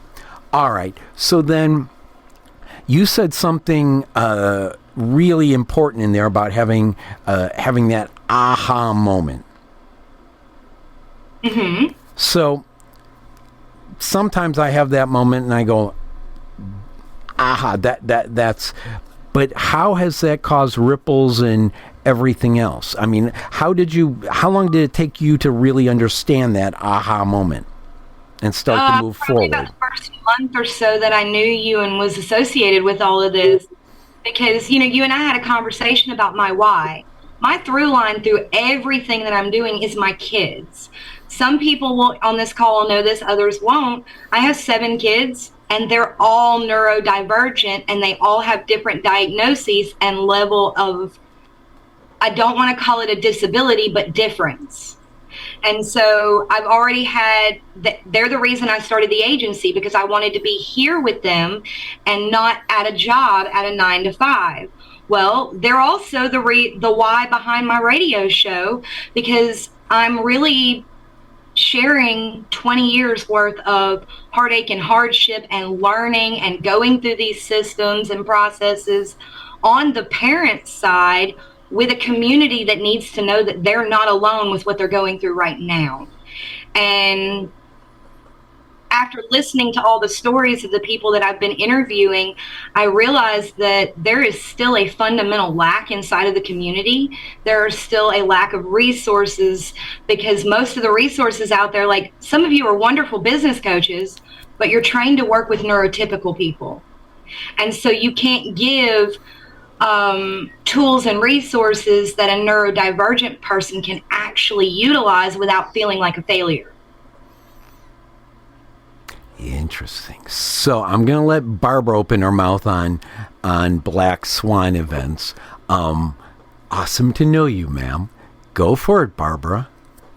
Black Swan event. So I had to look that up. What is a Black Swan event? It means something that came up, like I think you mentioned something that was a crisis or something big that happened that shifted things for you. Mm-hmm. And if you were asking about something that shifted for me, I mean, certainly meeting you, Phred, that was, you know, it's interrupted every other Saturday for me. It's, you know, all of a sudden I'm finding myself on this panel every Tuesday. It's like, oh my gosh, it's, you know, it's been life interrupting. I call that a Black Swan event, just meeting you. But other than that, that's 2. Hurricane KPHRED. Never mind. Right. Go ahead. Well, something that you don't know is that my father's name is also Phred. And I just, yeah, right? I mean, well, there's nothing like a daughter's love for their daddy, you know? Oh, wow. So you just hit a real that deep just, one. you know, kind of sealed the deal for me. It's like, Phred, oh, of course I'm going to work with Phred, you know? So, I don't hear that often. Not the, of course. It's more like, okay, I'm going to deal with the SOB, but that's okay. I never. And it wasn't like that at all. He's a pain in the ass. You know, it's just, So it's been a journey since we met, and it's been fun, interesting. I love the amazing and wonderful people that you've attracted to KPHRED Radio, and it's wonderful to be a Stop! I can't handle the nice things. So, I've been a Black Swan event there. So then, how's that rippled out for your business? Well, for my business, I mean, the great thing is it's an avenue that I hadn't pursued or thought about, to be honest. And I'm enjoying having this aspect to it, having a live radio show, having the opportunity to bring other people to it, such as the guests, Dr. Crystal Thomas is amazing. James White, of course, is amazing. And, there are a couple of people that I've been able to bring to the table, if you will, that, anyway, so I won't go to the don't go Southern California on me. Try not to do that. You're gonna be there. You're already there. Don't go any further. Plus, you've planted seeds, okay, for putting together a radio station for coaches, and that is something that I mean, that would be so uplifting in my mind to have something like that out there, and bring that forth. So when you talk about goals on the table for 2025, I don't know if it may be a 2025 goal, but my mind is expanded. Publishing is one of them. We talked about that, being a publishing company, but of course it would only be Southern California idealistic type of publishing. And then we talked about being on the putting together a radio channel and something like that, and also providing coaching services. Like Dr. Crystal Thomas has her life coaching cafe, which I think is amazing. And I don't know, there's just so many things that I would love to see happen, and 2025 seems to be a great year to plant those seeds and get them started. All right, folks, we're on KPHRED Prime Live. We're talking about 2025 success plans, and this part is we're talking about Black Swan events. What's been one in your life, and how have you handled it? You can chat live at phred.com. Who are we picking on next to find out about their Black Swan? Well, let's go in order of how we kind of talk to everybody. I think Dr. Crystal Thomas, I know that you are making some major changes this year also. So was there a Black Swan event that was that catalyst for that change? I've been thinking about this since, when called on, what am I going to share? And it's not that I haven't had a Black Swan event, but I don't think I've had anything that kind of flattened me out. I mean, there was, of course, I lost my mom a couple of years ago around Christmas time, and it's still holiday-ish kind of. So she was definitely the nucleus of the family. And I think one of our guests has 7 children. I'm the oldest of 6, so I can relate to just a large family. We were all very, very close. So I'm still kind of navigating through that somewhat. It's kind of like in the background of probably everything that I do. She was such an inspiration. She was very encouraging for all of us, and we grew up thinking that there wasn't anything we couldn't do because my mother said so. So just kind of navigating through that. And I also have so it's not anything business-wise that is kind of flattened so much as just a personal thing I'm dealing with. And I have my other situation that is my heartbeat is my grandson. And I just got him back last night. So he used to live here, and then they moved to to Alabama, and I had him probably for the first 3 years of his life. He's 4 now, he's almost 5. So you can imagine what a change that was. I mean, he has his own room. I mean, we just love him to death, and really don't want to do life without him. And just some of the things that he's exposed to that just concern me. So I could really resonate with your story, Barbara. I mean, he's always in school with me, of course, because I know education is important. Every time he's in Alabama, he is never at school. So that's a concern. for me. So those kinds of things are happening in my life that are personal, that really, it's kind of like in the background of everything that I go to try to do. But I try to press on anyway and press through. Starting this business, this coaching cafe, has kept me focused. It's given me something else to do, and of a great substance that I am so excited about. And maybe I'm on such an emotional high for it that because of it, that maybe there's a black swan someplace and I don't even recognize it. But right now I'm enjoying, like I said, I just got him last night, so that's really joy. So I'm just really happy about everything. And, I was thinking just on my educational podcast, because I am, as I said, the oldest of six, grew up a family of a lot of love, a lot of community service, but not a lot of means for our family because we were always taking somebody else in. But I sent a text to my siblings because we have a text line. I said, I would love to do a video podcast on just our family because all of us were able to get great jobs, education, service jobs, serving the community. And I said, people need to hear that nowadays because so many times there's so many struggles in families, at least the ones that I encounter often, that to be able to have a success story without a lot of, I wanted to ask about, I want to know too, what's that third F? Without a lot of finances, with a good foundation though, but not a lot of finances. But, my parents did it and you wonder, how did they do it? So the things that stand out to me that, could really be on my mind and maybe keep me up at night is really those personal things. Just, missing my mom through the holiday season. And then the challenges we have back and forth with my grandson. So you kind of differentiated between what I'll say is business black swans and personal. I would tell you that if it hadn't been for a black swan event in my personal life, none of you would be on this screen. Yeah. And given that I met in my going into business career, Jim Boswell first back in, I think it was 07 or 08, and Jim Treleaven about the same time. This whole folks, all the two black swan events I caused, none of it would have happened if it hadn't been a personal black swan event. There you go. So that's me. So then I'll ask one follow-up question. Then I think we hit sure. Jim Treleaven is how would you coach somebody who's had that personal black swan event? Sometimes it's winning the lotto. Sometimes it's, in my case, having your wife die in your arms as you unplugged her from life support. So, I know how broken I was, and it was kind of like throw dirt off it, go back to the slaughterhouse, and make sure the cattle are dying. Well, I mean, for me personally, and I have had a husband to pass away after like a month of marriage. Got married, then about a month later, he fell and had a heart attack. He fell dead with a heart attack.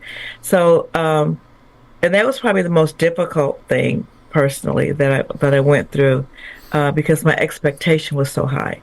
So I think when we look at our expectation, just how high are our expectations? So when the black swan comes, how does it impact us? And I propose that the higher the expectation, the bigger the punch. That when you've got that great, you're expecting I'm thinking life is great, everything is wonderful, I have no sad songs to sing, and bam, because my expectation was so high. And I had to ask myself that question. Why were you devastated, Crystal, when that happened? In fact, I even went to counseling. I was so devastated. Why were you and I just concluded that because I expected so much. So I think leveraging our expectation level, not that we shouldn't, because I grew up with parents that had high expectations for us, but I think leveraging the impact of that expectation component certainly gives lens and gives way to the ability to be resilient, to bounce back, to rebound from something that can be devastating in our lives. So some of the questions I would ask them, I would talk about, what did you expect? You know, what was your expectation? What were you looking to get? And sometimes if we can get that through another place, maybe sub it for a while until healing is at least to the place where we can survive and think life is great again.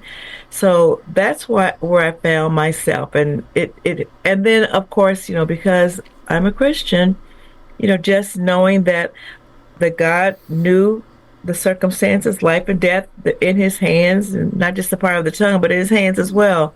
So just trusting God. So my faith is very strong.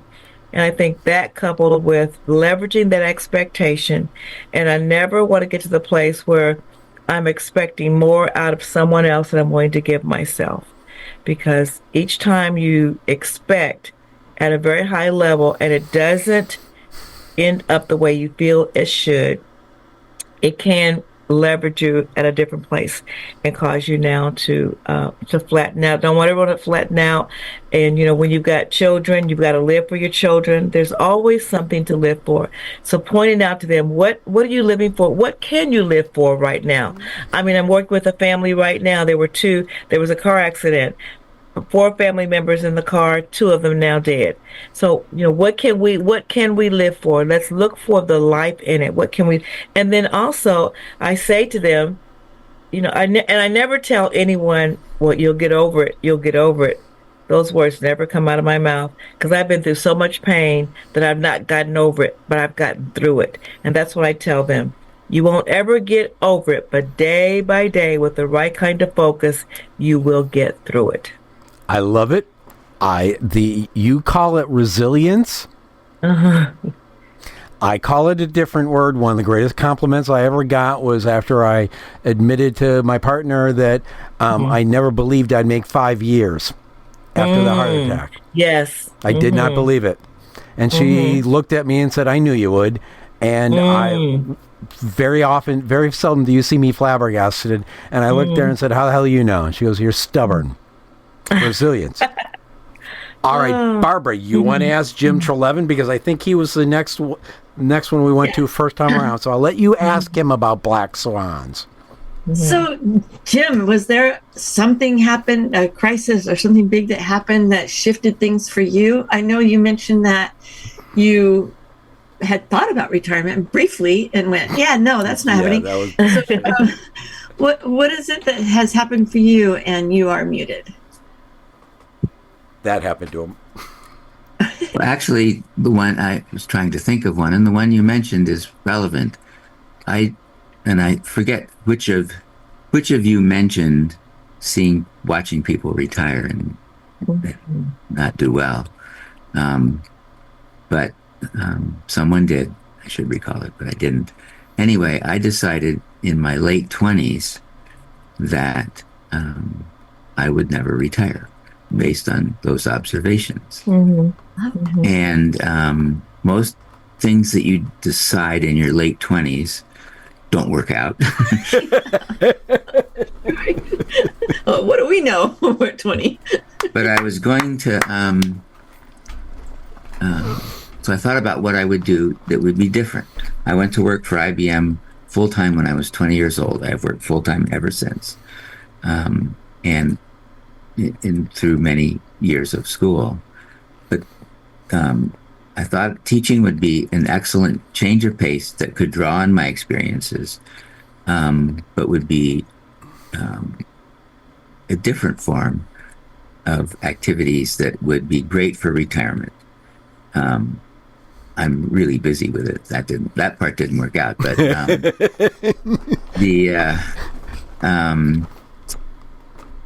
but the requirement was that I had to stay in school and get a lot of letters after my name, which I did. So I was registered in college for 24 consecutive years without not. Shooting in the head. So that was the implication. And that worked out too. I enjoyed the student part. And, you know, that decision in my 20s has worked out better than I can imagine. So that's worked out great. All right, so I'm gonna wrench it back from business to business, and you teach students about business and things like that. What do you teach them about dealing with black swan events in business?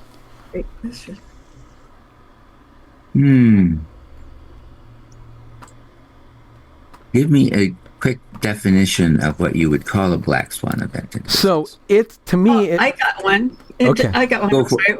The taxi I'll take Barbara's industry, over yours, Phred. So right? The Go taxi figure. industry and Uber and Lyft. I mean, that's a huge black swan event for anybody who was a taxi cab driver. What would you do next? COVID was another black swan Yes. event. COVID was huge too. well, actually, I talked about the corporate strategy course, and I used several companies like Uber that sort of radically changed the way certain industries did business. So obviously Uber doesn't own any taxi cabs and whatever, and taxis still exist, but the nature of their essentially taxi business is radically different, enabled by technology. And taxi cab companies now use the same technology, of course. But another example is movies. And having lived through the evolution of the movie in business from being very young and going to movie theaters, that's another great example. And I reference a book written by a friend of mine who, I don't know if any of you have heard of, George Gilder, who was a very prolific author. He was a speechwriter, I think the main speechwriter for Ronald Reagan, and originally wrote about, his first main book was called Wealth and Poverty, so he didn't write about technology. But I met him when he started writing about technology, and about almost 35 years ago. And he wrote a book. His first book was called Microcosm, about the microcomputer industry, and then Telecosm, about the internet. And he wrote a book, and I won't get the exact publication date right, called Life After Television, in which he absolutely predicted with total accuracy movies on our phones, movies streaming at home, going through things like Netflix and Redbox and all of that. And it's fascinating. It's the one book he wrote he recommends as his easiest to read. He's written one more recently called Life After Google, which I have not finished yet. I need to. And he wrote one called Knowledge and Power, which is a sort of all about innovation. And that one is the opposite of Life After Television in terms of making your head explode. It's brilliant. He's a brilliant guy.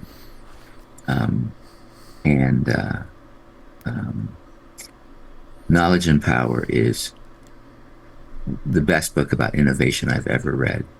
But it's all based on Shannon's theory, information theory and coding out of MIT, which is the worst math course I ever took in graduate school in engineering. But Geek alert, geek alert, geek alert. I'm going to have to get that recording. Geek alert, geek alert. All right, so. It's a great book, and I've actually assigned chapters in school when I teach the innovation course. But anyway, it's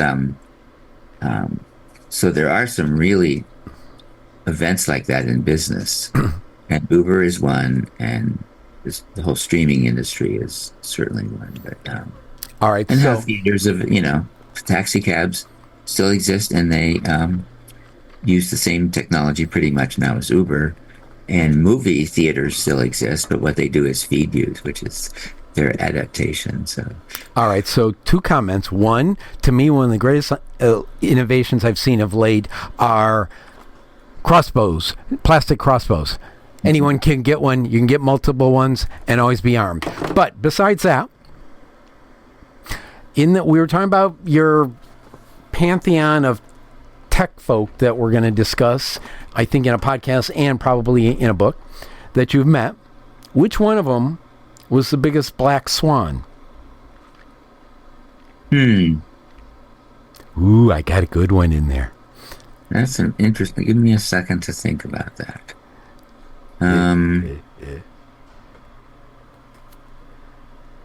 Well, in a sense, there are multiple, of course. Only one. You only get one because we're going to run long today anyways, which is fine, but only one. So the one I will mention, and many of you may not know her, is Grace Hopper. Do any of you know who Grace Hopper is? Yes, because you've talked about her before, so I'll shut up. With all of us, or just you? Just with me. Okay. So Grace Hopper was the modern mother of programming. The first mother of programming was Lady Ada Lovelace, but that was 150 years ago. So Grace Hopper was in the Navy and developed a lot of software, including COBOL, during World War II. She programmed the Mark I and the Whirlwind, and was in the Navy till she became an admiral, and was just one of the most fascinating people I ever met. But two of my students female students were applying to be Grace Hopper fellows, and they asked her if they knew who she was, and they didn't, but of course they didn't. But anyway, she passed away 30 plus years ago, but she was an admiral, and she was just this fascinating little old lady. I have to look her up. I met her on several panels that we were both on, and she would carry around a length of wire. It was somewhere between 11 and 12 inches long, and she was great at explaining technology to people. She explained that this length of wire was the length of wire that electricity would travel in 1 nanosecond. And she was just, by act of Congress, they made her a Commodore before she became an admiral. So if I'm getting this right, she used computers to kill people. Made it easier for computers to kill people because she's in the Navy and their Navy's job is killing people. Therefore, she made it even better.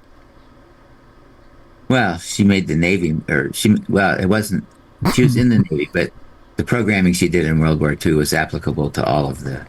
In the Navy. Look at it this way, Phred. She made it easier for us to defend ourselves.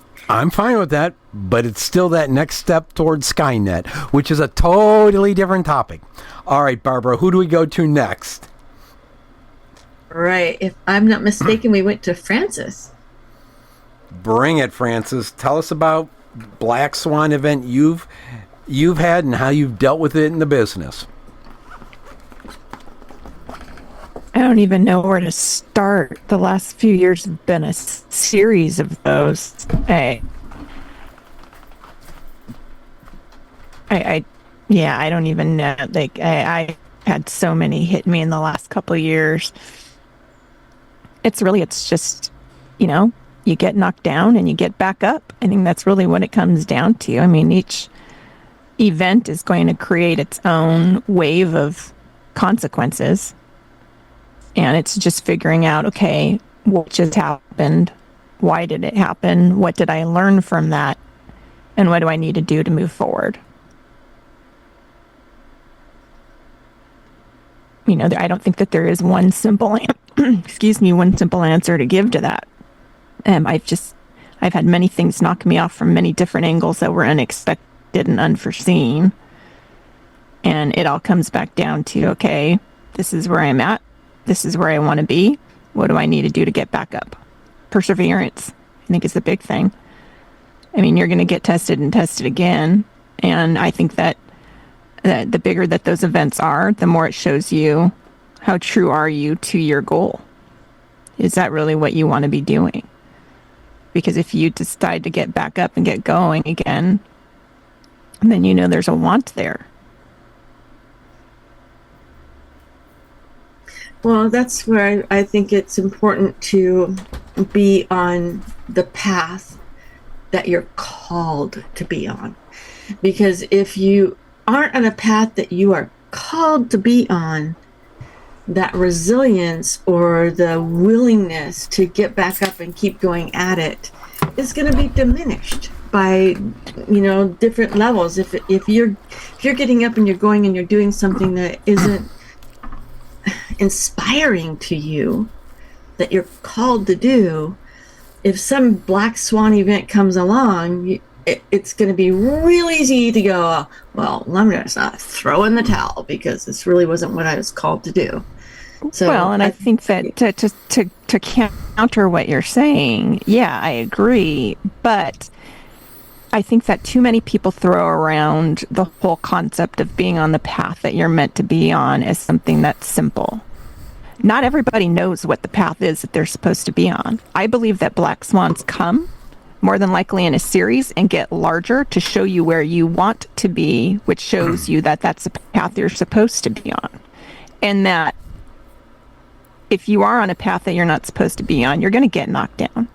And maybe it takes you a couple of times to get knocked down to realize, okay, this really isn't where I'm supposed to be. It's not really what I want. There may be a seed of the concept of where you're supposed to be or where you want to be. But sometimes it needs to get beaten into you before you realize that. And I think that we need to be more open to everybody who goes through black swans in all aspects of life, of saying, why did this happen? And what are you learning from this? Because then and only then are you going to realize what it is that you're called for and what you're supposed to be doing. Well, and maybe you have more than one thing you're supposed to be doing in different parts of your life. A path doesn't mean that it's one narrow road with one single thing. There's going to be a lot of things that you're going to come across when you're on that path. All right, so you make me say crap because you just pointed something out about the sequence of black swan events I've been dealing with, and now you've stuck me back into more confusion. But I love the fact that you pretty much invoked Morpheus at the end of the Matrix. Kudos to you. The first Matrix, Morpheus says to Neo, after he asked Trinity if she believes now, but he said, someday you'll learn there's a difference between knowing the path and walking the path. It's true. One of the greatest movie lines ever. All right. What are your contingency plans this year, Francis, for black swan events? Well, can you really create a contingency plan for swan that you don't see? The one thing that I worked on, I spent 7 hours with my coach earlier this week, is sometimes you have to stop looking at that plan B and focus on what it is that you ultimately want. And that's where I'm starting with, going to what I was saying earlier. I know where I am now. I know what I have gotten up from, and I know what I need to do. And that's my focus, instead of allowing myself to get overwhelmed by thinking, what if? We could play that game all day. At the end of the day, this is the nuts and bolts of what I need to do, and that's what I'm focusing on. If a swan comes down and thwops me on my back, I'll deal with it at that point. But I know if I stay on point and I stay on focused and I do what I know I need to do right now, then less likely to be taken out by another damn swan. Okay, that's fair enough. And in answer to your question, we're going to go to Jim Boswell, because he's actually the one who segued us in here with the crisis plan, Plan C, or when I was working in the meat plant, I came up with you need a Plan A, a Plan B, and Plan C, but Plan C always involves automatic weapons. After a bit, I got told, shh, on the automatic weapons. There's too many people who work here that have semis. So, Mr. Boswell, what would you like to discuss? What would you tell us about planning for that Plan C, which is, you called it crisis management. It could be, I call it black swan management. So, building that Plan C. Well, here's some perspective. First of all, there's a book called The Black Swan, The Impact of the Highly Improbable by Nassim Nicholas Taleb. So here's the book. Mm-hmm. This is really what it's about. To sum up, the theory behind Black Swan is it's a highly improbable event. The fact that humans are here after several million years is a black swan. Okay, so if you keep waiting for a low probability event long enough, or give it an opportunity to happen long enough, it ultimately will happen. Okay, so that's what they're saying. So I learned about black swan events. Hey, Jim, could you say that again? What the black swan theory is that it's a low probability event. So think of it as 0.1%. Okay. And just say that, okay, well, that's with so many tries. Well, if you have a long enough time period, you can try and try and try, and ultimately it will happen. Okay. The evolution of human beings depends on that very thing. We're a low probability event, but here we are. Well, why did that happen? Because it took, the Earth's 4 billion years old. We've been in evolution a good 2 to 3 million. And with that kind of time frame, that event will happen. So that's when they say black swan, that's what it means. So for me, I was too young to understand I was having a black swan event. My mother died tragically when I was 17. And my dad, though he tried to carry on, it pretty much devastated the rest of his life. So I didn't know how to handle it. And it took some years for me to get through that, and to deal with the after effects of that. As a result of that, I became very sensitive about having a plan B and a plan C, about having an optimized plan, but also knowing that regardless of what I plan, circumstances might dictate that I might have to live with something less than my optimum. So I always look for options. I call them options, or alternative things to do and to go. To give you a for instance, I was, as a result of that, kind of a late bloomer. In my 20s, I didn't know where I wanted to be. All I knew was I needed more education and to continue that stream of consciousness to arrive at a solution I felt would be credible. And to be honest, I started a master's degree in chemical engineering, and I ran out of money.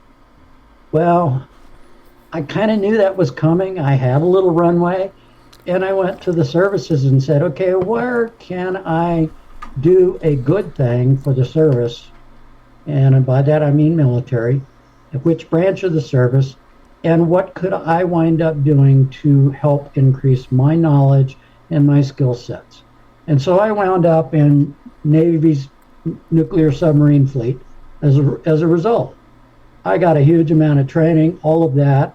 I subsequently used my GI Bill to get a master's degree. So that one worked out. But I also, during that same period, failed out of a U.S. Navy school. So I had to have an alternate path even within the Navy. So it's going in knowing that, even as much as you want to do your plan A, plan B or C might be what you're really doing. If you're not thinking about it, it's a huge surprise, and you lose time and maybe resources reacting to it. If you think and play what-if simulation games with yourself, like what happens if that doesn't work? What would I do over here? Then at least you thought about it. You may not have acted on it or set yourself up to leverage that, but you thought about it. That's the important part. If you think about it, then you're ready to react when it happens. And so in business, they always want a backup plan. They always want to game their plan A for failure, or for reduced returns, or what happens when I get out and my product or service becomes so mature that it's a commodity. What do I do then? because I can't charge as much for it, right?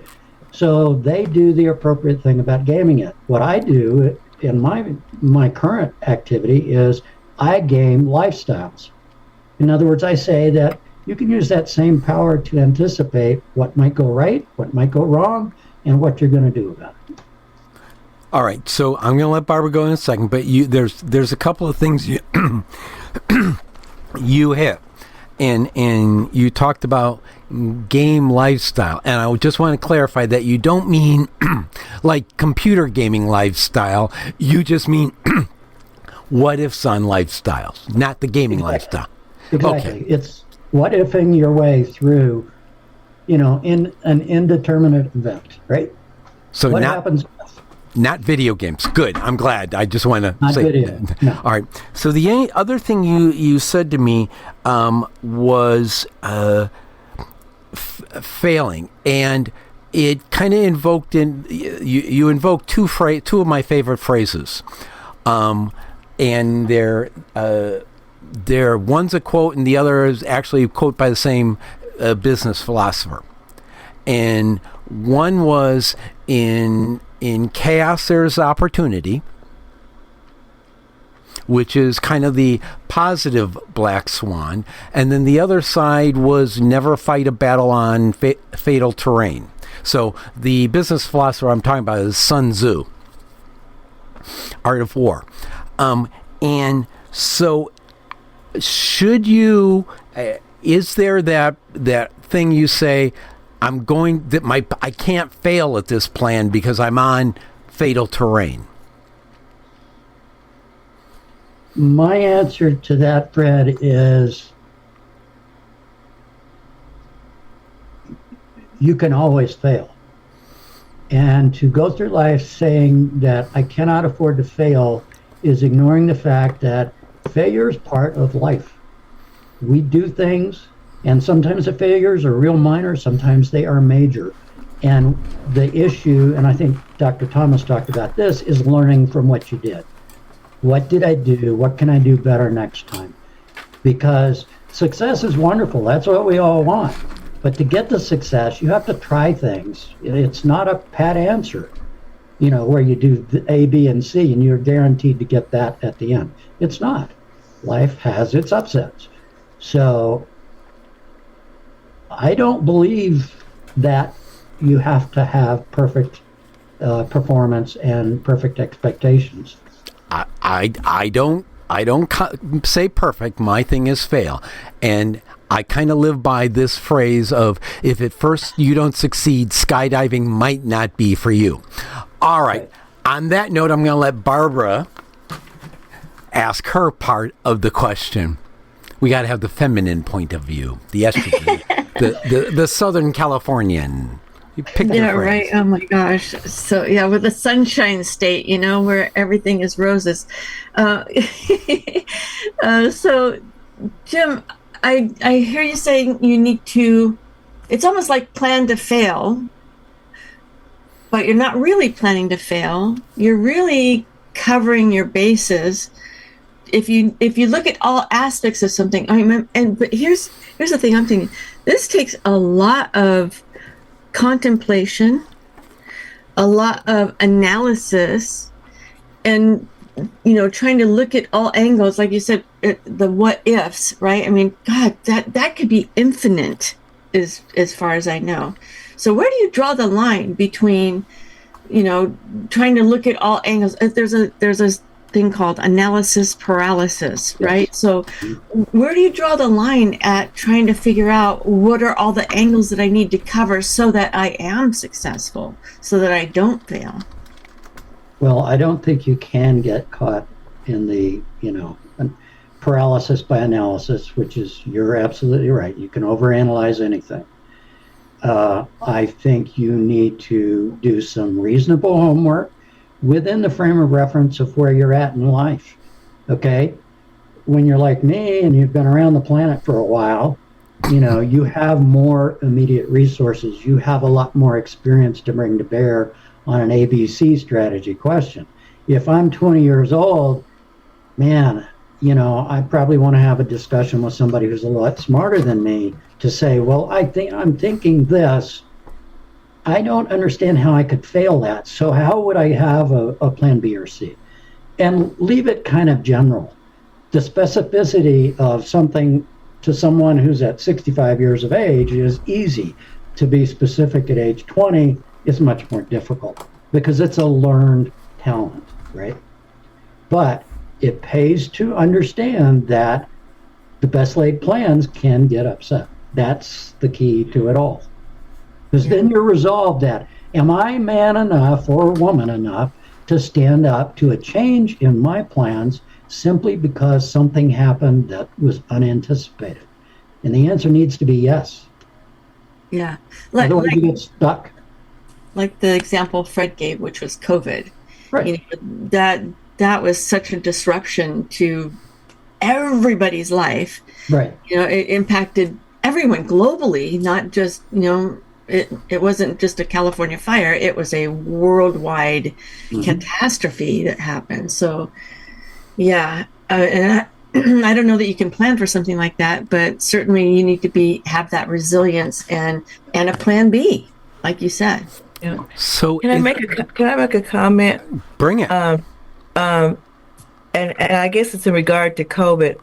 And the thing that, as devastating as it was, and I mean it was devastating. I know people that lost their lives because of COVID, but that was probably the one time we, as a community of believers and non-believers, we were all on the same page. So it was, to me, the thing that made it more bearable is that I don't have to say, do you know how I feel? Because we were all feeling the same thing. So when some things are just universal and impacting all of us, for me, there's a different strategy or mindset of getting people through things like that. I mean, we were doing ministry virtually, and my tech team was at my house recording. My senior tech person left my house. When he got home, he called me his mom, and he had just lost his mom with COVID. So it was something that was hitting all of us. And I think it in some regards, it made us a little bit better. I know in our community, people were trying to support where they could. We fed like 2,000 families during COVID. They just drove by and we put food right in the car. So because it affected everybody, we could all feel the pain. I don't know of a single family at some point, no matter how distant the relative might be, where it didn't really affect them. So when I say, I know how you feel, we can really genuinely know how they feel because we're all in this together. It's a little bit different when isolated things happen that others have not experienced, or we don't really know their pain. So, you just ask questions to try to get as close to understanding what they're going through as possible. But I think with COVID, it was for everybody. So it was a different twist for me because we still did ministry, even though we were shut down, we still tried to maintain as much normalcy as we possibly could. And people needed that. It was like a lifeline. Of course, we don't have a rich church, but, we do make it. We do all right. God's blessed us. I'm not complaining. However, when we shut down, let me tell you, we were in better shape than we were when we were having church every Sunday, because people knew what we were doing and they wanted to invest in what was happening in the lives of others. So I just wanted to put that out there about COVID, because when things happen to the whole community, just like California, and we're praying for California, but I don't know of anybody whose heart is not touched by seeing all the families that are affected by what's going. And look at our society, a society that is selfish and want me and mine. But now we're sending all kinds of goods to California because of the massiveness of that devastation, hearts are touched. So I think it's a little bit different when it's something, that impacts a lot of people versus one or two, because one or two is like, I'm the only one that feels like this. And so the challenge is being able to let them know that you can still be empathetic with whatever the black swan may be. Thanks, I did a new term for me today. I'm going to use it. But I think that it was easier to manage that way. And so I'm just going to manage it a little bit easier. Okay, with my little, yes. All I'll say that was for you, Phred. All I'll say is with COVID, I didn't miss any days. We were because, dear God, if I stayed home, I'd be with my mother-in-law. We won't touch that. That's scarier than getting sick any day. We won't tell. Your secret. Believe me, I'm fine with it. She doesn't listen to internet radio. All right. So, Barbara, who's our next? What was the next person in our order? That would be Mr. James White. That's what I thought. We saved the best for last. So let's rock it, dude. We also have Deanna. Nope, Deanna started this segment. Oh, okay. She provided the segue. She was the first. She was the last, but she was the first. Ooh, how's that for Bob Dylan? Ooh. All right. Okay, yes. Can you hear me? The times they are changing. Okay. I have a great black swan, and I'm really glad it came up because I have been struggling with this one, and it happened, and it has had a major impact on our society. It has had a major impact on people, on jobs, and their life, and that is the whole thing around. All of a sudden, our society says DE&I is bad. We're going to shut it down. We're going to get rid of it. Corporations that have been invested in diversity, just shut it down. Departments were lost. People who had jobs. So where I am in my search and growth and trying to understand this, I would love to get in the midst of 100 people who really can say, I don't like diversity, equity, and inclusion, and have a conversation about it. My belief is that the reason why people are running away from it is that they don't understand. So for me, it's devastating. And every single trainer, black, white, Asian, Hispanic, all of us had a segment of our business that was in that arena. And boom, they pull it out. Now, that stuff that they were doing was helping everyone in the organization, helping everyone in churches. And it's hard to replace. So that's why I think it's one that was hit. I know that all folk don't understand it. I know that some people say, yes, I'm glad it's over.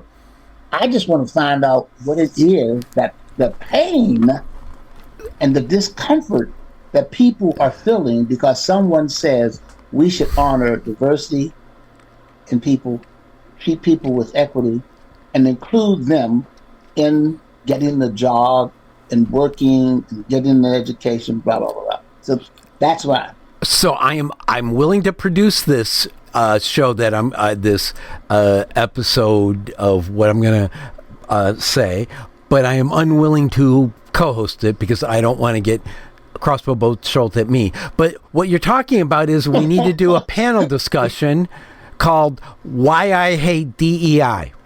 Yes. And I just want to be there. I just want to hear it. Oh, dude, no, you're gonna be the host of it because, dear God, people shoot at my ass. Done deal. All right, so we'll put that in. I'm thinking second quarter of this year because in order to do it justice, there's going to be some setup time. But right. I'm hearing the Why I Hate DEI seminar conference, and we'll promote it through a whole bunch of places. And I'm quite sure you'll get a crap ton of people who will do it. Yes, who will talk to you about this. Right. How's that for a Black Swan event? That is wonderful.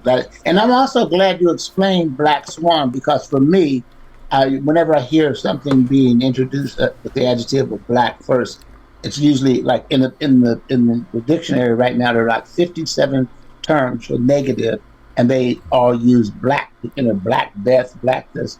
But this Black Swan, it had some significance, so I'm glad I really understand. So Jim brought it up that it was a book, and that's where I years ago first heard the term. And COVID is the perfect. Jim Boswell said, "What 0.5% chance?" Yeah, and I know if. So it's funny. Pillars of Franchising. We started doing a down the rabbit hole segment, and that one of the episodes I asked the question of, how is franchising going to react to a mutant virus getting out and starting the zombie apocalypse? and everybody had a good chuckle and thought Phred was being funny. But then COVID happened. And about the only thing we didn't have was people eating other people's brains. And I would argue that happened, just not literally. You did, yeah. Yes, it did happen.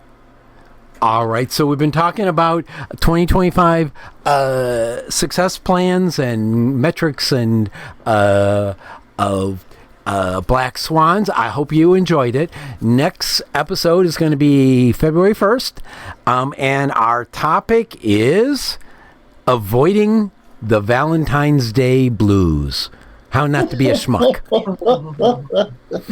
And